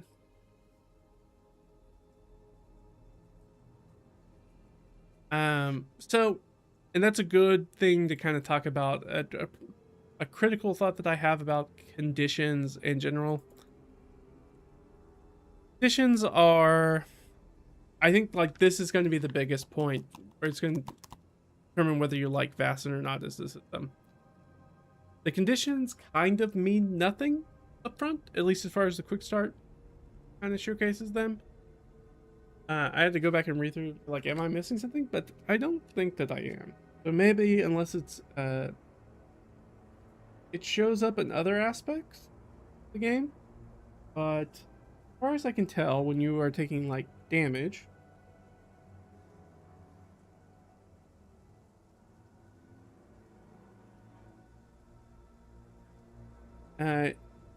oh, it just says that. Okay. Taking a condition. When you suffer a condition, you can choose any condition you like from the relevant type, physical or mental. It makes no mechanical difference. Choose a condition that fits the scene. The thing is like you kind of have 3 slots, and they're kind of like wound slots in other games. So there's no hit points in the game. So unfortunately, taking a condition doesn't really mean anything in the game. There's no detriment to it until you have filled all 3 conditions on the physical or the mental track, 3 on each. So if you have done all of them on the physical track and you're like, I need to take another physical thing, you become broken. And once you are broken, there is a mechanical aspect. And if you are broken by a physical condition, you are like, go into Vaesen's version of death saving throws. You are basically like down and out. You are moments away from dying. It's very interesting. So if you like hit points, or you like systems that have wounds and like death spirals in your RPG, you're not going to find that in this game. That's not here.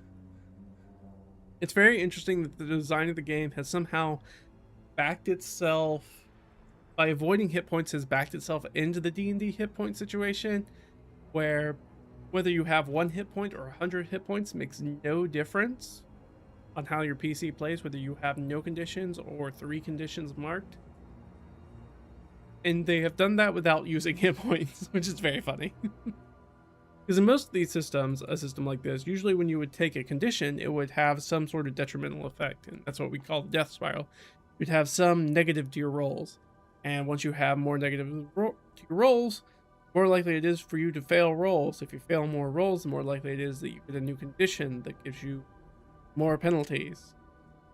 Fail more rolls, you get more conditions, thus more likely to kind of die.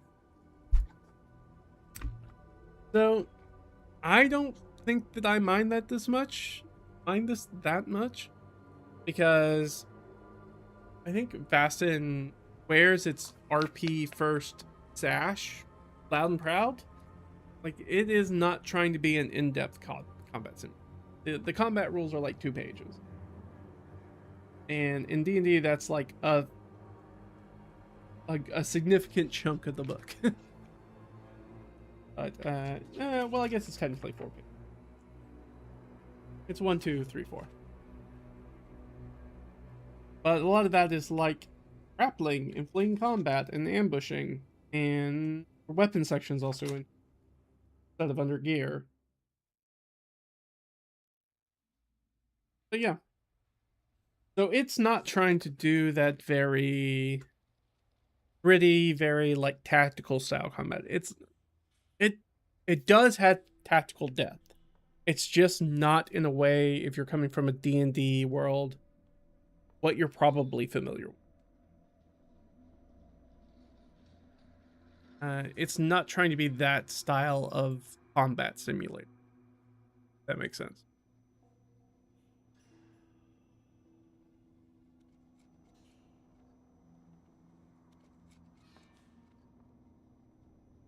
But I'm already on the page, so let's go ahead and talk about it. So it's also really nice to have a system that has, as one of the things that's really good about it, have like sensical grappling rules, which is really nice. Here, I'm just going to read the grappling rules because it's like 2 paragraphs. When attempting to grapple your opponent, you make a force test, one of your skills under physique. The attack can be parried normally. We'll talk about parries and stuff here in a second. If you succeed, your opponent is restrained and cannot perform any actions other than trying to break free or shout. Preventing your opponent from speaking requires an extra success. So if you roll 2 successes,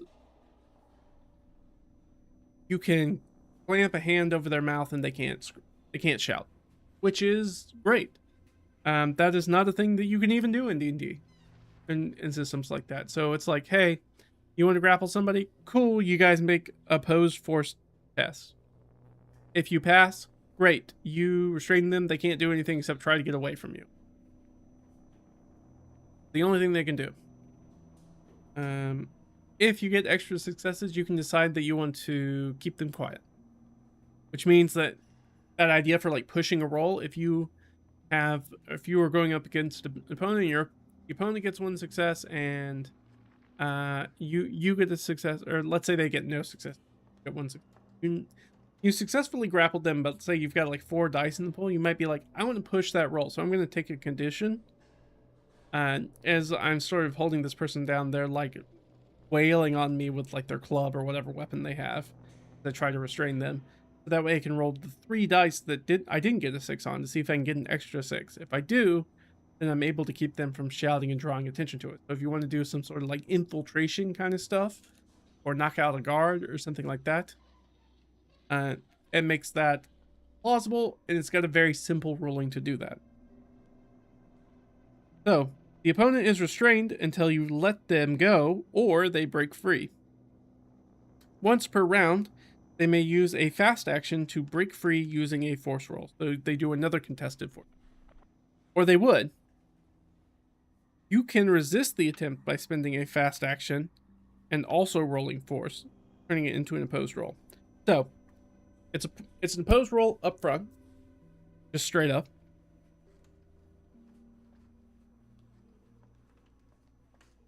Actually, no, I take that back. It is not.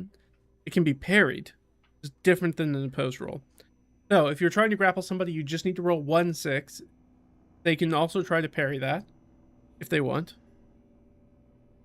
Once you have them grappled, if they are trying to break free, they need to spend one of their actions to do that. One of the 2 actions they get in a round to do that. If they do, you can decide, I don't want to spend a fast action to stop them. They still have to get 1 success on their d6. So if they don't roll a 6 on their pool, they're still grappled. But if you think like they have a bunch of dice, it's likely they're going to roll at least 1 6, you can decide to be like, I'm going to spend an action to oppose that roll. In doing that, I get to roll my pool as well. And so any successes I do, subtract successes from them. So if I have a good pool of physique and force, then it makes sense to save like a point of your action economy to resist that potentially if you need. It's just really nice to have grappling rules that just are really simple, can be explained in like 2 paragraphs. Like, hey, you grab them, it's fine. If they try to break out, you can let them roll, or you can try to oppose them actively. Either one. If you get extra successes, you get some extra boon on it. In this case, it's keeping them from being able to shout to other people. Very cool. It's really, really nice to have very simple, very straightforward, very, like I said, very sensible grappling rules. You don't often get that in TTRPG, so it is, I felt like a really nice highlight. I also really like, and this is on the next page, the RP aspect of like healing people back from broken. So when you have that broken condition, you are incapacitated and you are suffering some sort of breakdown. So you might be having a mental breakdown, or if you're having a physical breakdown, you might be actively dying. What that means. So on that case, you go into what it's like aspects of death saving throws, which is very straightforward. You do not have that same thing if you are broken by a mental condition.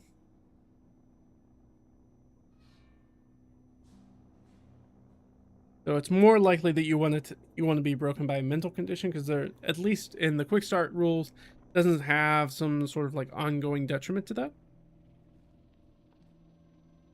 But it does, like I said, it is a very RP focused game. So it's like, you could gamify it and be like, oh, I'm going to take a mental condition when this guy hit me with a club. Be like, yeah, I guess you could. But it would probably be more thematic if you took a physical condition. So one of the mental conditions is like angry or frightened. So it's like, it would make sense if somebody was beating you, that you might either get really angry at them or really scared for your life. So there are ways that they do make sense. As opposed to your physical conditions that are exhausted, battered, or wounded.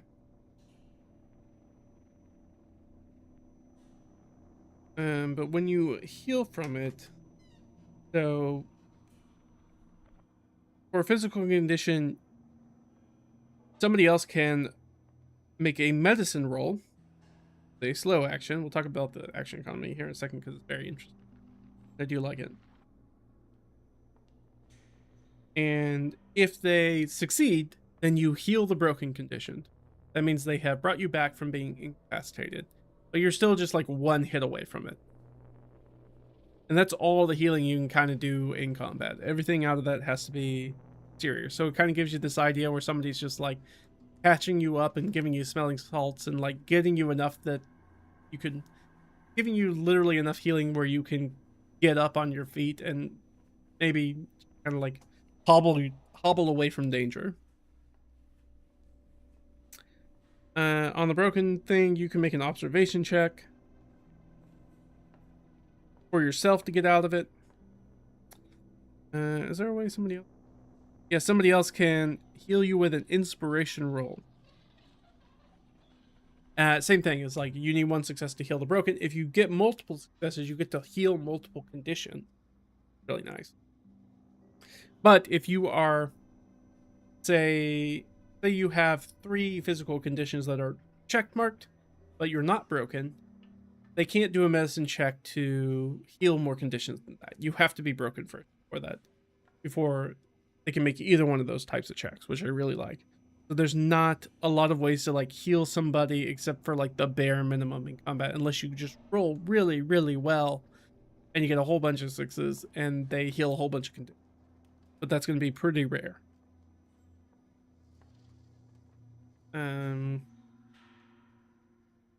So the way that you get that stuff back is through recovery, which gives you, you can do this like individually or as a group. This is where things like your memento comes into play. Like using your memento gives you an ability to, wish they had highlighted memento on this page. There we go. It's under resting.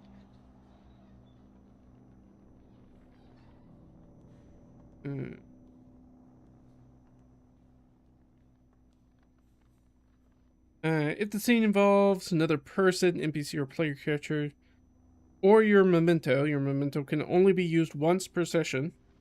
You heal 2 conditions. So that's when you're resting. In addition to medical and mental care, you can heal your own conditions by resting or engaging in an activity that provides relaxation. So it kind of gives you this RP aspect to be like, okay, and mainly that's like in between adventures, or it could be like a longer adventure where you might take like a rest day in the middle of an investigation or something like that, where you might want to do that. That's very nice, where you can have your memento. So for Ilva, it's the Flask of Spirits. So maybe she has a little drink. Or maybe there's some, you can come up with some other aspect of it about why this is a memento, why is it important to you. Which it feels like you saw your brother die as a child, so I hope it's not a child's hip flask. So maybe it is.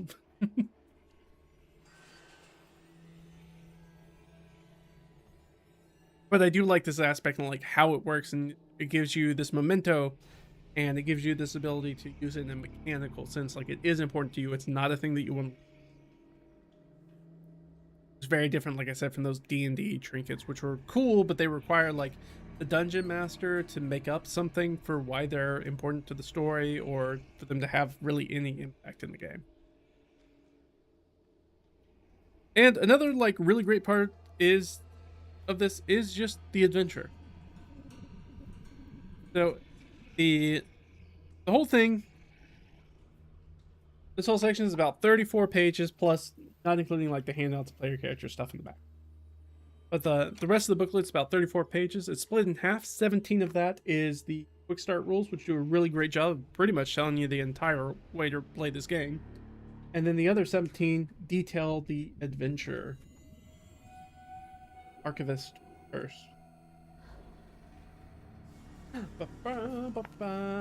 This picture is unrelated. It's from the resting page. And it gives you all this like great background, like it's really in depth. Like this entire section is like just background about stuff that's happening. Until you get into here, and now it's like, here's, you arrive at the the archives, and here's what's going on. This beautiful map. I'll show you here in just a second. And I think that any game master that's familiar with Call of Cthulhu and similar style adventures are going to be at home very easily with being adapt this adventure for Vaesen, Archivist Curse. If you're not, well, I guess that's a good point to transition to like some of my critical aspects of the Quickstart. So if you've never run this kind of style of investigative adventure before, as a game master, or as a player you've never played one, well, it might be a struggle. If you are coming from like a very straightforward like D&D background, it can be kind of jarring to change to the skill-based RPGs that focus on like investigation instead of combat a lot, because D&D is mainly a combat game with some other stuff thrown in the mix. Where anything that's more like Vaesen or Delta Green or Call of Cthulhu or stuff that kind of focuses on that, it's a lot of investigation. It's a lot of like finding clues and figuring out secrets and unraveling mystery and talking to people and trying to understand what they're trying to tell you and what they're trying to hide from you. Those aspects. So if you are not used to that type of game or that type of adventure, whether it's running it or playing it, it could be a real struggle for you. Very similar to my note that I had on Root and Root's Elnicky Glade adventure, is that this adventure essentially sets up a little sandbox for you, which is the National Archives. And the adventure success relies very heavily on the players looking at and talking to and prodding everything around this location. Is really like kind of putting your heads together and looking over the table and like staring at beautiful map of the National Archives. Really kind of like looking at it in detail and trying to figure out, okay, where should we go next? What's in this room? What are we looking at? What clues might we find? What are our kind of like personal motivations? So obviously if you're Ulva, you are trying to get yourself up here because you need to get some of that sweet mummy dust. You want to go to the top floor as much as possible. So you would probably come up with maybe not super sound reasons to do that. Or maybe tell, while people are looking at things in like the esoteric section, be like, oh, I'm going to go just upstairs and check on some Egyptology section quick. Go up there and, you know, cut a few fingies and toes off a mummy and grind them up for you. The headaches. So it does kind of rely on that. And in Vaesen here in the Archivist's Curse, you do get some assistance. It has this aspect of countdowns and timers. Your countdown to kind of like catastrophe.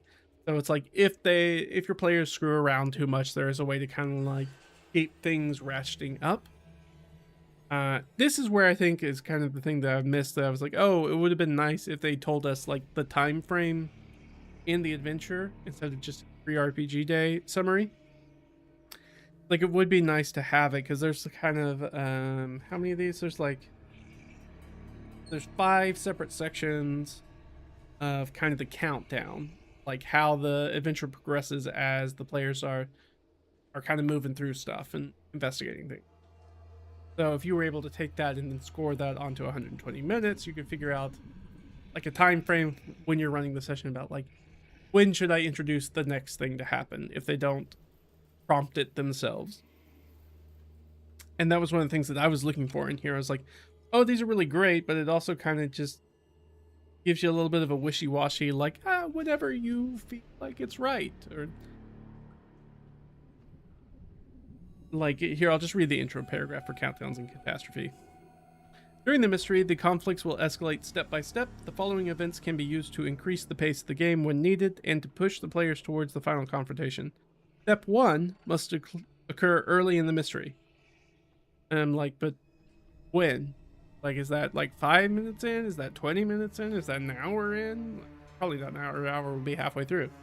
But it's like, do I wait till 45 minutes in? Like, when do... It would be nice to know, because it doesn't otherwise in the actual booklet tell you a time frame for how long the adventure should take pacing wise. Because I don't know if you played with players before, but they can really screw around and do a lot of nothing if you give them the opportunity to. So I think for me, it's like, this is not something like, you get a little bit of assistance with the countdown, but it doesn't give a new game master, like, say if this was your very first role-playing game that you were picking up, this Quickstart was the first thing that you ever had about an RPG, first attempt to like run it as game master. It just doesn't give you a lot of instruction as a new game master as to how to turn what's on these pages. Because basically what it does is it gives you a whole bunch of like contextual information, and then like just this one countdown timer, but no real idea of how that pacing might look, because it doesn't tell you, oh, this should be a 2-hour adventure. It's only something they put in the RPG day description. So it's hard to be like, well, if it's for 4 hours, this feels like it might be a really slow adventure. Well, it's not supposed to be played in 4 hours. 2 hours. Helpful thing to know. So I think you need a little bit more instruction if you are a newer GM to try to figure out how to bring this adventure to life and really make it sing. So I can't really recommend this adventure for a first-time GM.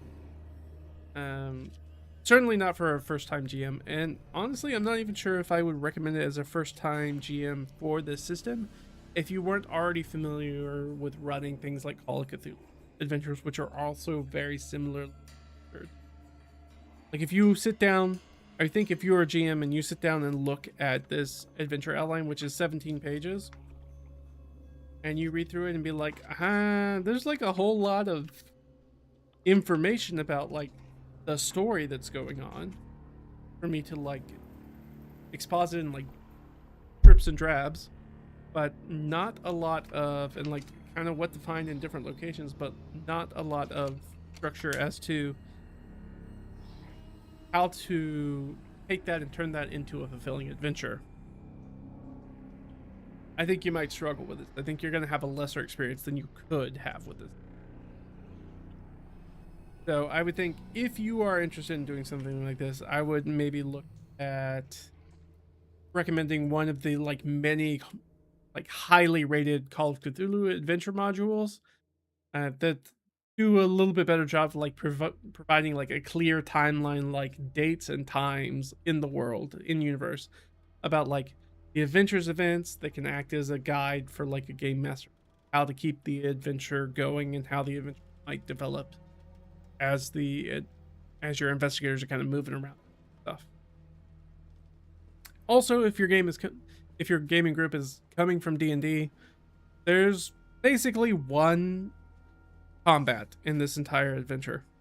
Not a detriment. Again, very different. So if you're coming from a D&D angle, you are not going to be doing combat a lot. Generally, in something like a game like this, doing combat with entities is really a bad idea most of the time. But you're also a pretty competent human, so taking care of like human enemies is not... You're not as good at just like killing commoners as you would be as like a D&D class. But you're also generally like a little bit above average in most regards as an investigator.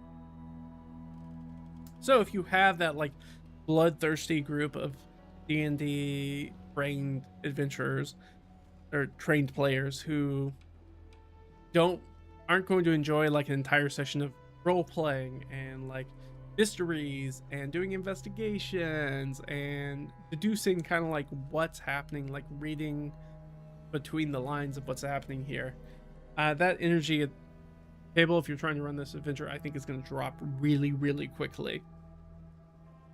And I don't think your guys will have as much fun with it as could. And that's not necessarily a reflection of the content, but it is a reflection of like the expectation of coming into a TTRPG. Very, very different from a D&D Pathfinder. That's going to play very, very different. Other critical things, like I don't really like the temporary gear aspect of it. temporary gear is a thing that I kind of glanced past while we were going over gears and the mementos. During the mystery, your character may find useful items. As opposed to your personal gear, such temporary gear can generally not be kept after the mystery is over. It's assumed to be sold, lost, or returned to its owner. You can read more about it in the core rulebook. I feel like, for me, I wouldn't like that. But that might just be like the sour taste in my mouth from playing things like Powered by the Apocalypse, how that handles gear. It's like gear is quantum until you decide to use a specific item of gear, at which point your resources are reduced. But every time that you pull in out of the gear slot is out of that quantum gear is only a one-time use item. I think I've talked about it on the channel before in previous videos. Like I had a game master who just did not really understand that aspect of it, and so we were going through a labyrinth that had a ton of pit traps, and so we had characters that kept falling in pit traps that were like very literally like 10 to 20 feet from each other because we were in a labyrinth, and we'd be like, we have to use another gear slot to get a new rope. It's been like 12 seconds. We can't just use the same rope already. It's one of the things where it's like being able to detail things as like a scene would be more helpful. Like if the labyrinth was an encounter, and so I only need to burn one gear slot for that, I didn't be opposed to it. But it's also something in a game like this where it's like if you had an incredibly useful item and you were like, oh, or even an item that was maybe not useful in this adventure, and not like Archivist Curse, but just like generally in Vaesen, in an adventure you're playing, would be like, oh, this would be a really useful item in a lot of other adventures that you can't like transfer it or like keep it. And I think that would annoy me. As far as the resource rating system, whether you deal with resource ratings as opposed to like hard currency in a game, that can be divisive. I feel like you're either gonna really like that or you're really not gonna like that. Either you want to keep track of like each individual like gold coin or not. Like I don't have a problem with the credit rating system. Like I've played plenty of like World of Darkness use this as well, and I've played plenty of that. So like I don't have a problem with it. Like I like it, but I do feel like there is you do experience some friction in it. Like some of the pre-gens in Vaesen here, who are like destitute level. It feels like they should be more preoccupied with obtaining money than they are. Like, a good example is, let's back to one of our player characters.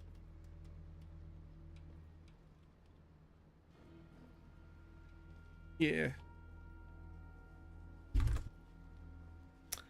Like, this is Orlick. So, look at this, like his portrait real quick.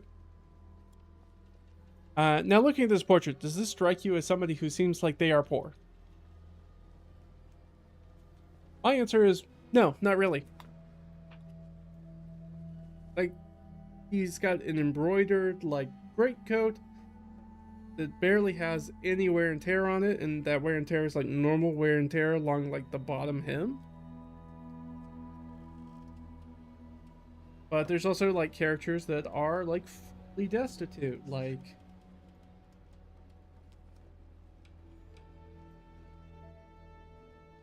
our investigators, fully destitute.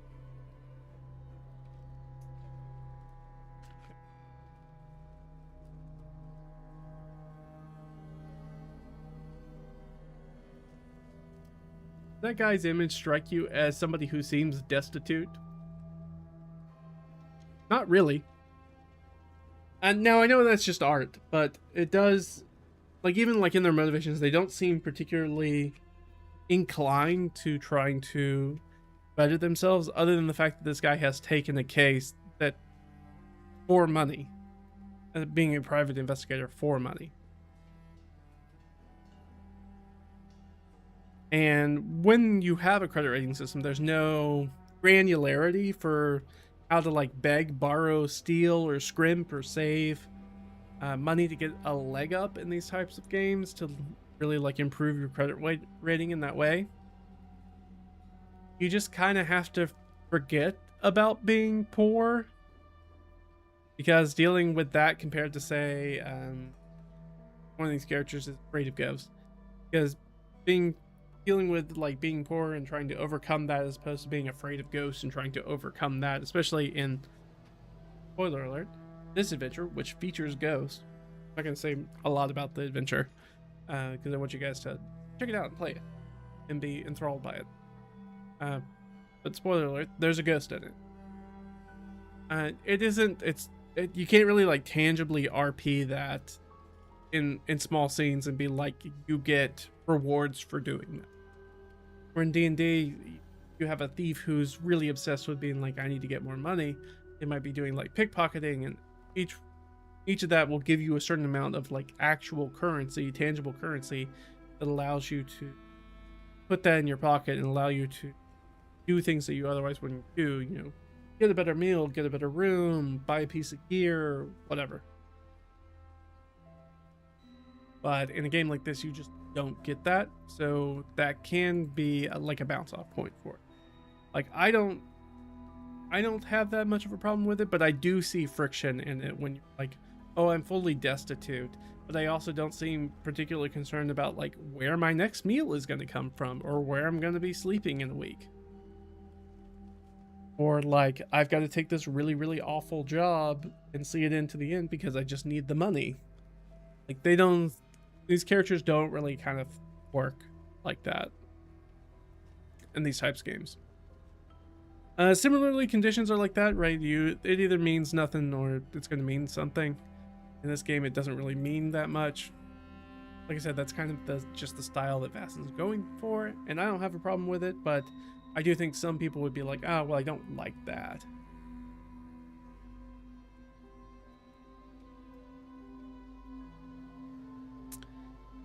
And I want to talk about something critical, which is going to lead into, you know what, I'm going to skip that. I'm going to skip that point because that'll be a better transition point for kind of the next area. So let's talk about some other things. Like, one nitpick I have is on the gear table. So you get a few gear items that are like under the weapons. And one of the nitpicks that I have is the bow. So Vaesen uses ranged or uses zone combat. If you're not familiar with the zone combat, you're either in the zone or you're out of the zone. So it's not like square by square like something like D&D. Takes a fast action to move within the zone or a fast action to move into adjoining zone. And a zone is just basically any area that you can, relatively open area that you can like interact in. So like a hallway would be a zone. There's hallways in the National Archive, and that would be a zone. Zone combat is both really, really liberating, but it also, compared to D&D combat, but it also can be like a little janky. And let me give you an example. Talking about this, so specifically, if a weapon has a range of 0, it means you can use it in the zone that you are in. So a bow has a range of 0 to 2. So you can use it the one you're in, the adjoining zone, or hit something that's even another zone farther away. A musket is 1 to 2. There's also rifles as well, but the musket zone range is 1 to 2. And when I think about that, and I'm like, well, if somebody was in close combat with me, a bow is really kind of awkward to move around and do stuff with, I think, compared to a musket. Which is one of the things that kind of took me a little bit out of the fantasy here. I think also because like in the 19th century, firearms like muskets and rifles have a brass butt plate and often still have bayonets, because cavalry is still a thing that they have to deal with. So I would homebrew it to be like, and maybe this is what shows up in the core rules as like having a little asterisk on it to be like, hey, by the way, You can also turn around and use this as a club or a knife, depending on which one you're using, if you have bayonet or not, when you're in close combat. So you could, because I mean, that is generally how they were used. You'd like turn the musket around and you block somebody with the butt of it with that brass plate, and definitely kill a person like that. So it's weird to be like, this is also where the jank of like the ranges come in. So if we're looking at zones, I'm gonna go. I really should have downloaded. This is definitely one, unlike Home, which I didn't mention earlier. Most of the free RPG Day stuff, if you don't get the physical copy, you can generally download a free version, either from the publisher or on like DriveThruRPG or a different platform like that, for free. But in this aspect, I want to show you this. So I think this, yeah, that'll work. So let's look at this map. Let's look at like this hallway, the long hallway. So if we were, follow my finger, there we go. There. Let's say we were down here. Now, if you're looking at this, you would notice that like, hey, there's a bunch of room. I could definitely use a musket in this hallway. That's like many Americans, so many feet, many yards between one end of this hallway and the other. I could definitely use that. And if I shot through the door into this area, that would just be the adjoining zone. So this would be zone 1, like one zone away. And everything in here would be zone 0. But it's like, I could definitely shoot a rifle in here. But also, like, if I was in a, I don't know if there's a really small one in here. A really tiny room, I'm not going to be able to use a bow in that room. So there is some jank that kind of comes with using those systems. And kind of a nitpick of being like, well, that's not really how muskets and rifles work. It's okay. Like I said, that would be just a simple thing. I assume that there's probably something for that in the core rules, and these are the condensed rules, and they're like, we don't need to get into that depth. And if not, that's a very easy thing to homebrew and be like, yeah, guess what? The musket also counts as a club if you just turn it around and whack somebody with it. And I think kind of the last big thing that I want to talk about, this is going to be our transition point, is that I don't like, and this D&D is rife with it, Pathfinder's got some of it. I'm trying to think of, it's been a minute since I played Pathfinder. A lot of RPGs do this, and it's not actually a design principle that I super love. In fact, I don't like it. And that is dodging and parrying. Let's do the dodging and parrying. Okay.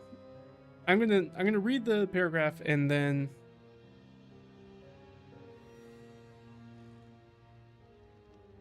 I'm gonna read the paragraphs and then I'll discuss what I don't like about it. Alright, dodging and parrying. When attacked, you can use your fast action to parry in close combat or dodge a ranged attack. You can do this even if it is not your turn. This means that you can choose to save your fast action in case you need to parry later in the round, but you can also use it before your turn. It'll make more sense. We're going to talk about action economy here in a second. You dodge or parry by passing a skill test. You use agility to dodge and force or close combat to parry depending on whether or not you are armed. Each success eliminates one success from the enemy's attack. If you eliminate all the enemy's successes, the attack misses. You must declare a dodge or parry before you know whether the enemy has succeeded with their attack. And that last line is the thing that I don't like. It's the same way that like D&D deals with a lot of its reaction style things. And I don't really like anything that's a limited resource that I have to commit to before I know whether it's going to be used. It's just a design principle I don't enjoy. Especially in a system like this where it's like I may already be holding that action on the chance that it might be doing it. I have already lost that action. I also don't need to commit it to this. That is the case. Like, it really sucks to have a limited resource and be like, I have to commit to it before I know the result or not of whether it can even be useful. I don't like that. It's not a design principle. I like it. So that would be, you know, it's not something I like in D&D. It's not something I like in Pathfinder. It's not something I like in Vaesen.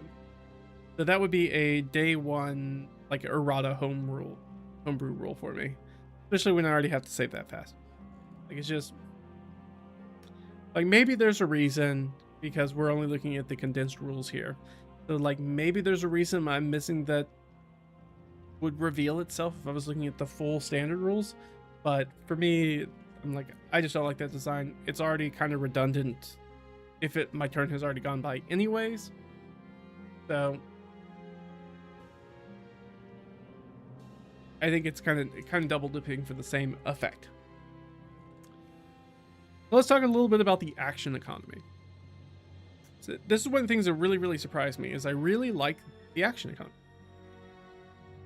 So each round, not your turn, not each turn. So this is going to be where you're going to see a lot of like, where we're going to move away from something like a D&D or a Pathfinder. It's like, oh, things are about to get a little weird, so hang on. So each round, not turn, so each round of combat, you get one slow action. That's kind of like a standard action. And you get one fast action. So these are a little bit different. So slow action is pretty much anything that would require a skill test. So if you were trying to unlock a door that is or force a door open, that's a slow action. Fast actions are generally things that generally don't require a check. The best way that I can think to kind of like describe fast actions is like, imagine if you took D&D's bonus action, its item interaction, its movement, and your character's reaction, and they were all just one thing. And that's a fast action. So if you use your reaction before your turn in the round, because you still have standard initiative, it's card-based initiative, very straightforward. So if you use your reaction before your turn in the round,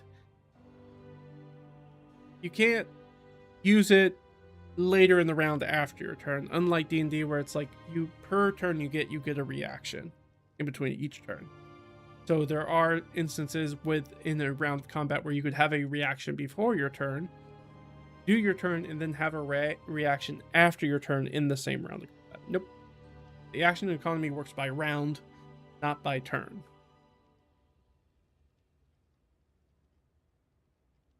So you can't really have two reactions in a turn.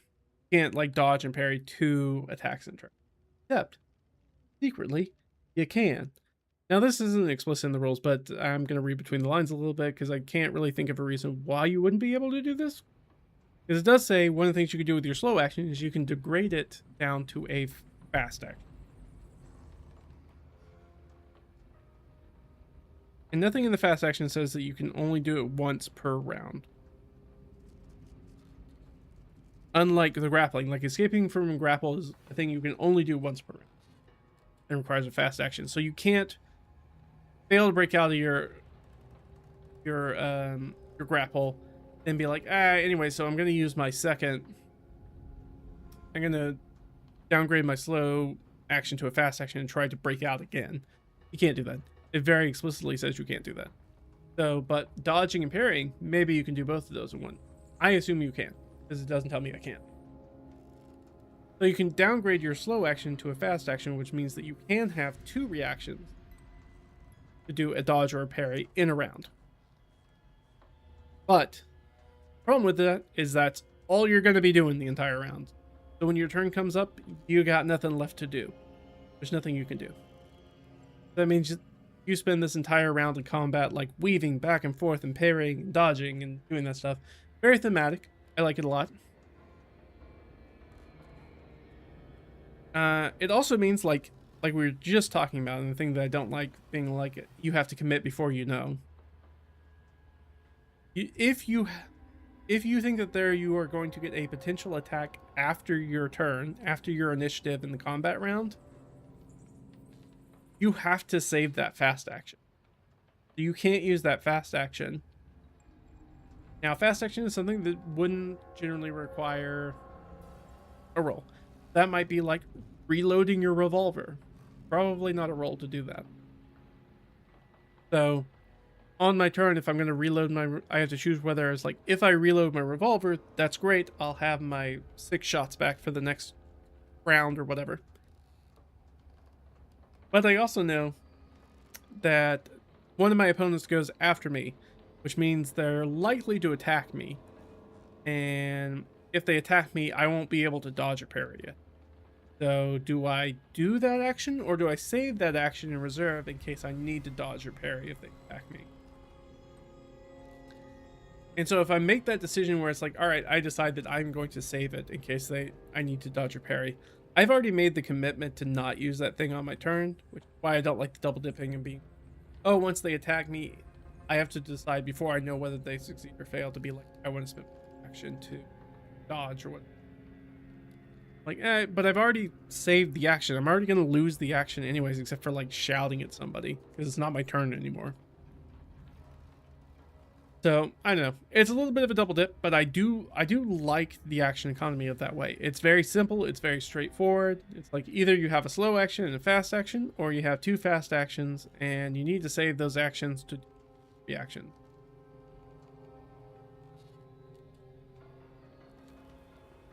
And it's a really simple system, but where it really sings is where it's mixed with the initiative swapping, is where you really add. So you see there's a little bit of tactical depth when you're like, oh, do I need to save this action, or do I want to use this action earlier, or should I try to break out of this grapple, or do I want to save a fast action in case I need to dodge or parry something that's coming in as somebody else tries to attack me?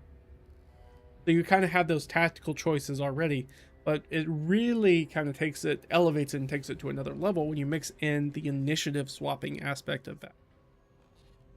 So Vaesen is another game that uses card-based initiative. We talked about it in Plague Bear. We've talked about it in other TTRPG. So cards are like 1 through 10. Savage Worlds has a very similar thing. You roll them out. Everybody gets an initiative card, starting with 1, going through the round. And so everybody drops the card in front of them and just kind of go around the table.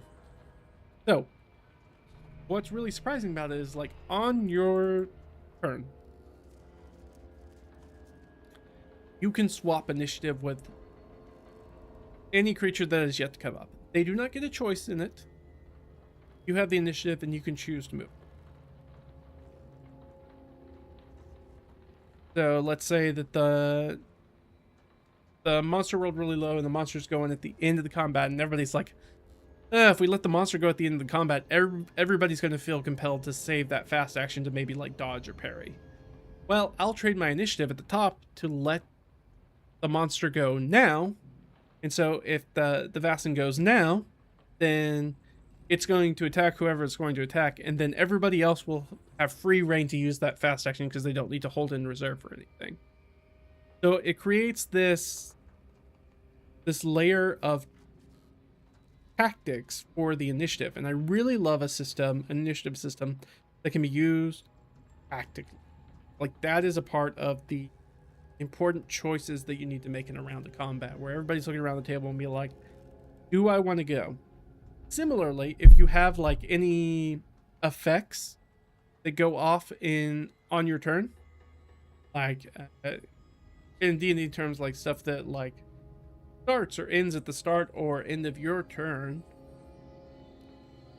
or similarly, like just like we had the healing aspect, we're talking about like, oh, if you were in like Vasen's style of death saves and you end up rolling high on the initiative because it's just a card draw, there's no initiative bonus to it, and you roll 1, you're like, I really want somebody to heal me so I can actually do something this round. So I'm going to, is there anybody at the table who's willing to heal me? Somebody's like, yeah, I got medicine. I can try to heal you. You're like, great. I'm going to give you my initiative, and then I'm going to take your initiative. So now it's immediately your turn, because anything that happens at the start or end of my turn, or anything that happens during my turn, is pushed to whenever I actually go. So as long as I keep like moving down in the initiative, none of that stuff procs until I actually decide to take that turn, which is really cool. Like, it's kind of gives you this teamwork aspect of it that you otherwise wouldn't get, and it's really, really cool. I really enjoyed it. I think it's super cool. and makes like the fast actions. So now you have only slow actions and fast actions. There's only like 2 things you have to worry about in a round. And now you're thinking about things that primarily happen outside of your turn rather than in your turn. Instead of being the wizard who's there for 5 minutes thinking about what spell you're going to cast, you're like, okay, crap, we just did initiative and that guy's going there. It would be better if maybe he went earlier, or should we all just try to dogpile on him and make him go later? Well, we can't really make him go later. We can only make him go earlier. So it kind of adds this layer of like tactical depth to that aspect. So there's a lot more things. In a very small package, you get a lot of options to start tactfully thinking about how combat goes. So I really, really, really enjoy it.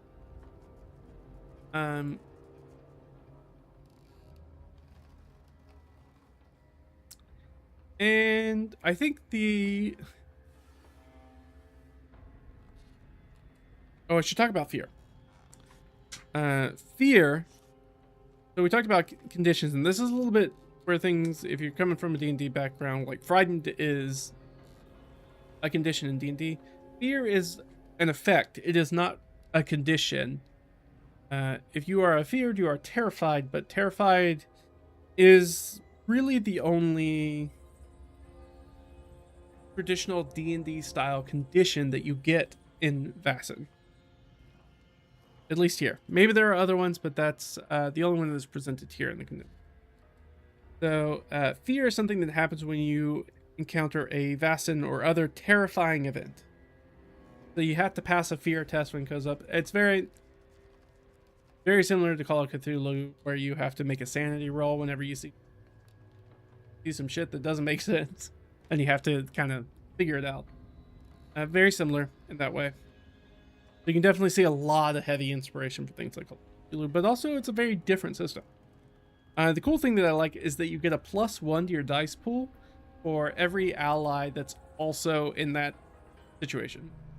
So if it's your entire group, if there's 4 of you, and you're like, oh, the Vaesen showed up and we can all see it because we all have the sight, which thing we have that trauma that allows us to see this kind of mythic creatures, like be able to see through the veil.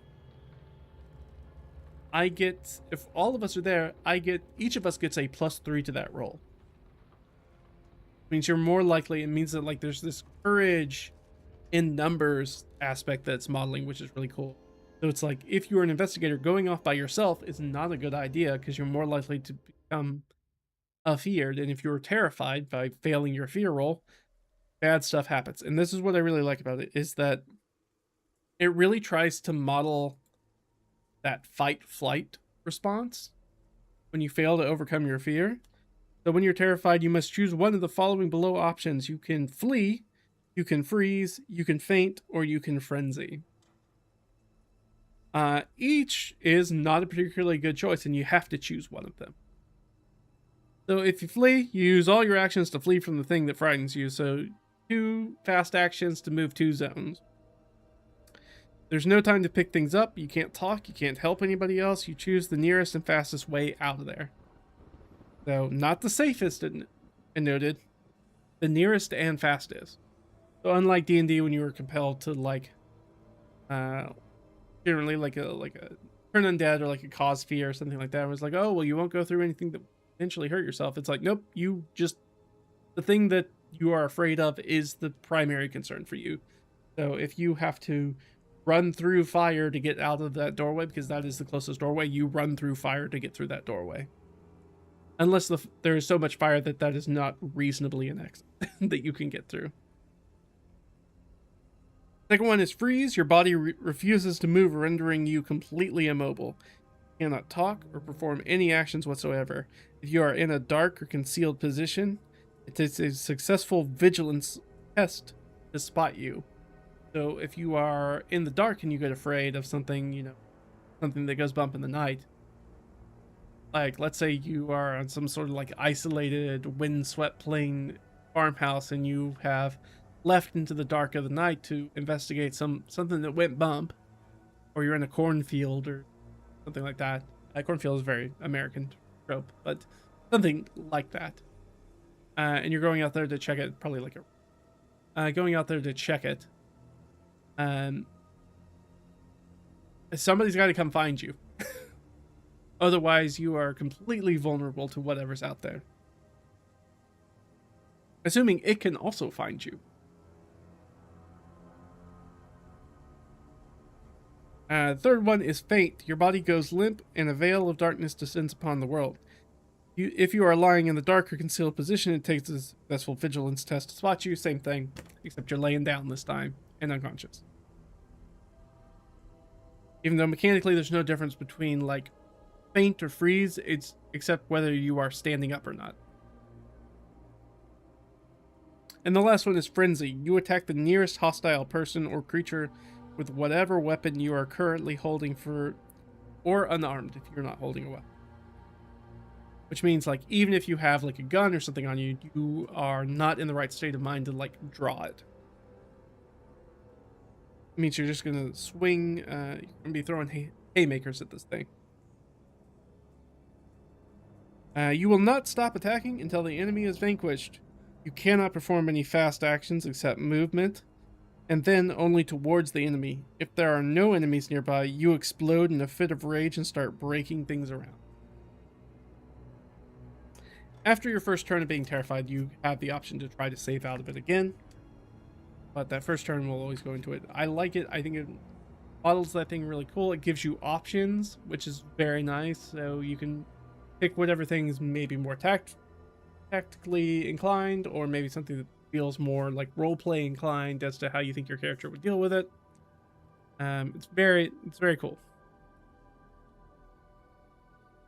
I really like that modeling. I think it's very, very, very neat.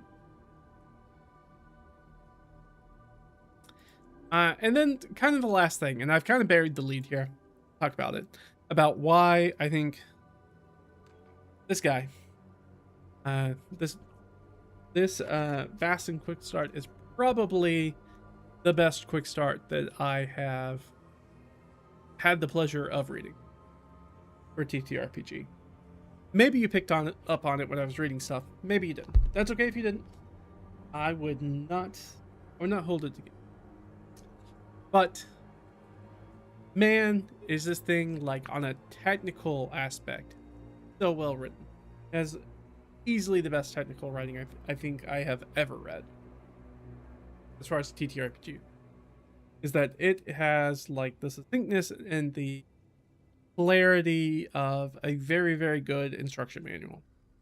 I really, really appreciate for somebody who's trying to figure out the rules really quickly and trying to, when I need to look up rules, trying to get to the meat and potatoes of that very, very fast at the table. The writing's concise. It's easy to understand.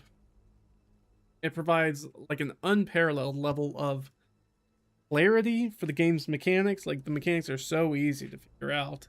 They're so simple and they're so easy to figure out. There's not, unlike something like Home or Plague Bearer or some of the other things that I've reviewed from the RPG day, is like, man, I think you would have to go out of your way to not know how to deal with the situation.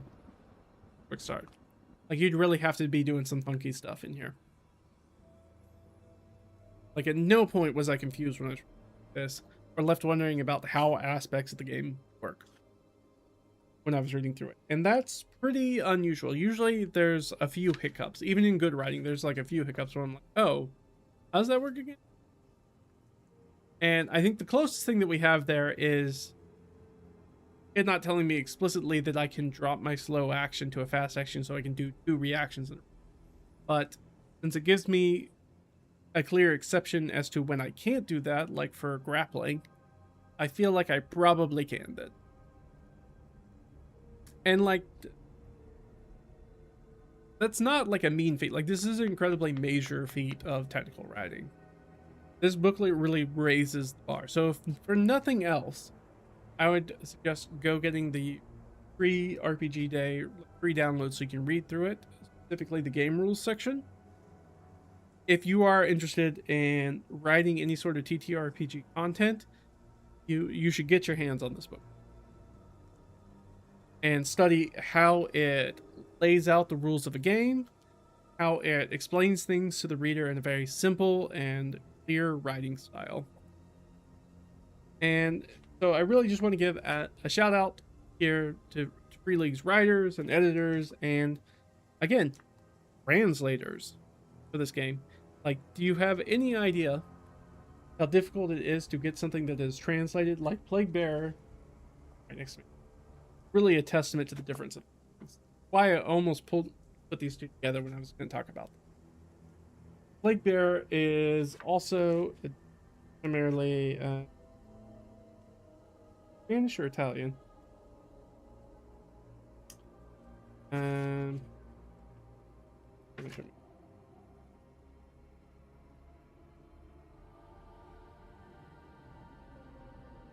I think primarily Spanish. There's no Italian. I'm wrong.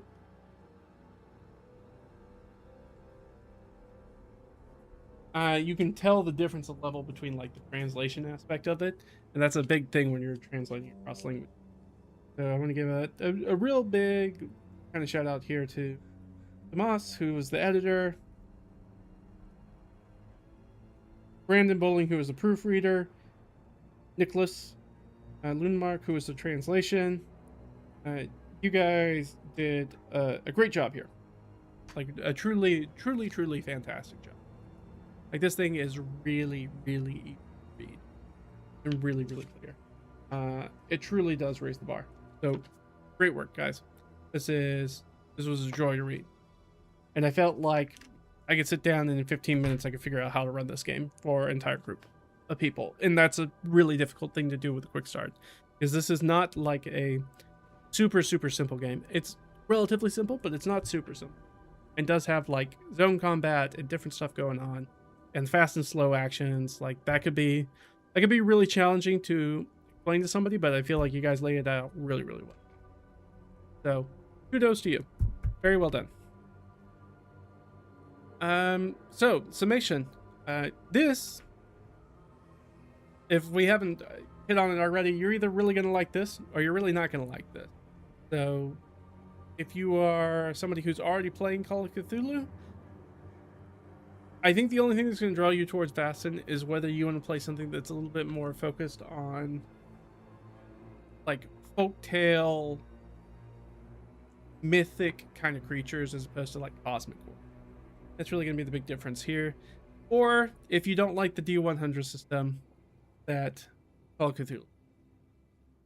This uses a dice pool system, a little bit different, but also very straightforward, very simple to pick up and run. Or if you're the sort of person who is maybe intimidated by something like Call of Cthulhu or Call of Cthulhu by Gaslight more appropriately, maybe try to give this a check. And maybe if you're the sort of person who's like, maybe you're like me and you're like, that's great, but I don't really know anything about 19th century Scandinavia. That's fine. There are other settings. There's one for Britain and Ireland. There's one for the Carpathians.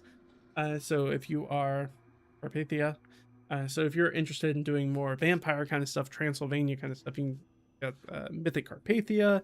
If you want to deal with like British and Irish mythic folklore, you can go check out that book. I think there might be one other one. They also have some boxed adventures or some book adventures. So if you want to pick those up, try those out. Those could be really different. Or the starter set, kind of give you the best of everything to see if it's kind of worth your time. Or you can try and just roll it off the quick start. So yeah, I mean, recommendation is like, if you want this, if you want it in the 1920s for some reason, you could Call of Cthulhu. Or you like cosmic horror more, Call of Cthulhu is the big one. I would also recommend other things like they do Simba Room, which also has a very similar kind of feel to it. But if you wanted to do a little bit more D&D style fighting these mythic creatures instead of doing investigations, Simba might be right for you. Freely real quick.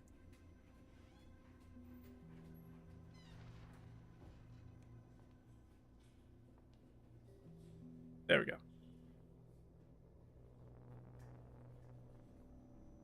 Go ahead and go to. So you can see very similar stuff.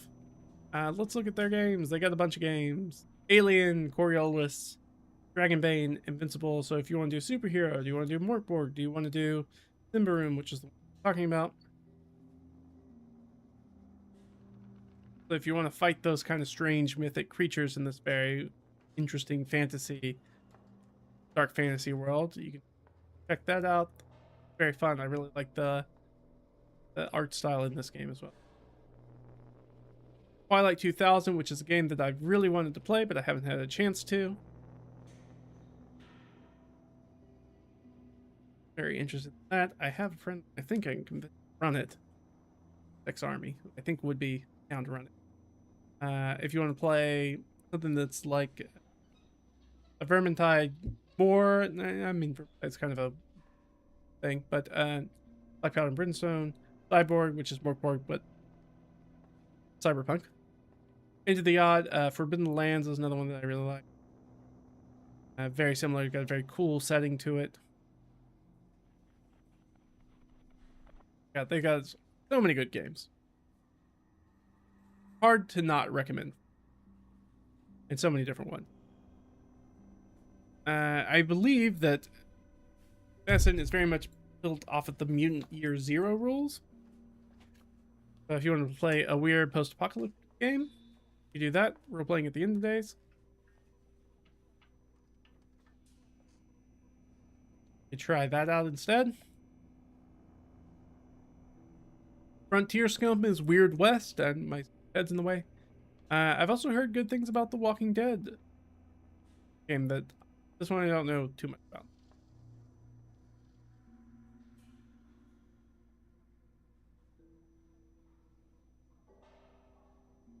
So yeah, I mean, like Tales from the Loop is probably the biggest one I know. But I did go off. I talked about it.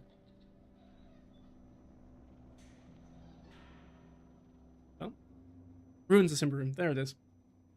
So if you wanted to play Simbaroom, but you want to play something that's 5 AD&D, you can get that same sort of dark fantasy feeling with it, but uses a very familiar set for you.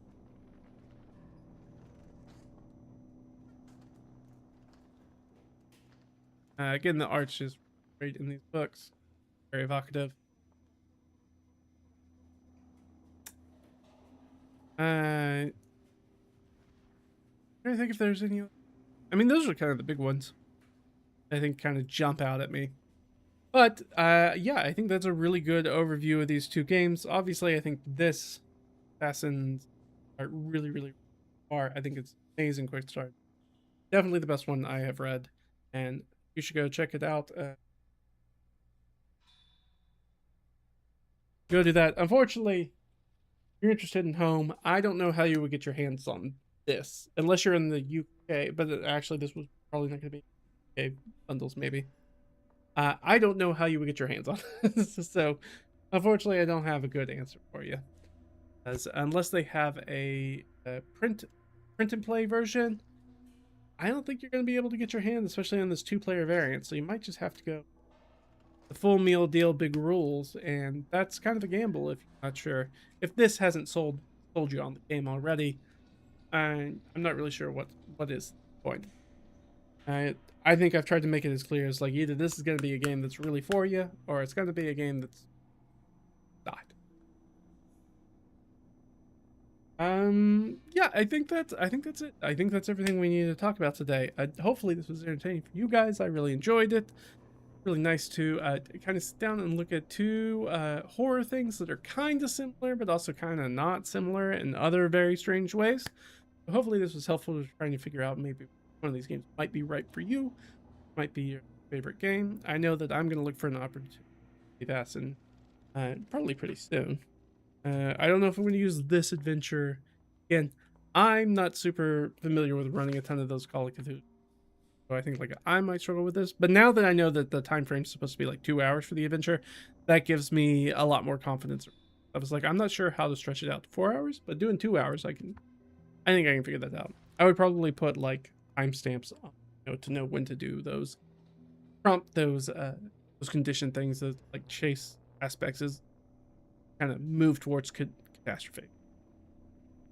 Other things are going on the channel. Hey, if you like this, we do lots of other stuff on the channel. Go check it out over on the YouTube channel. We have RedRaggedFiend.com. Go check out old blog stuff. We are not going to stream this Saturday. I unfortunately conflicts, so we will not be streaming this weekend. But we will come back Tuesday, as planned, and talk about something. I don't know what it's going to be yet, but we're going to come back and we'll pick us up on Tuesday. So, hey, if you like what you see here, give us a like. If you need more of it, subscribe. That's always nice, or follow. And otherwise, I'm going to see you guys real soon. All right?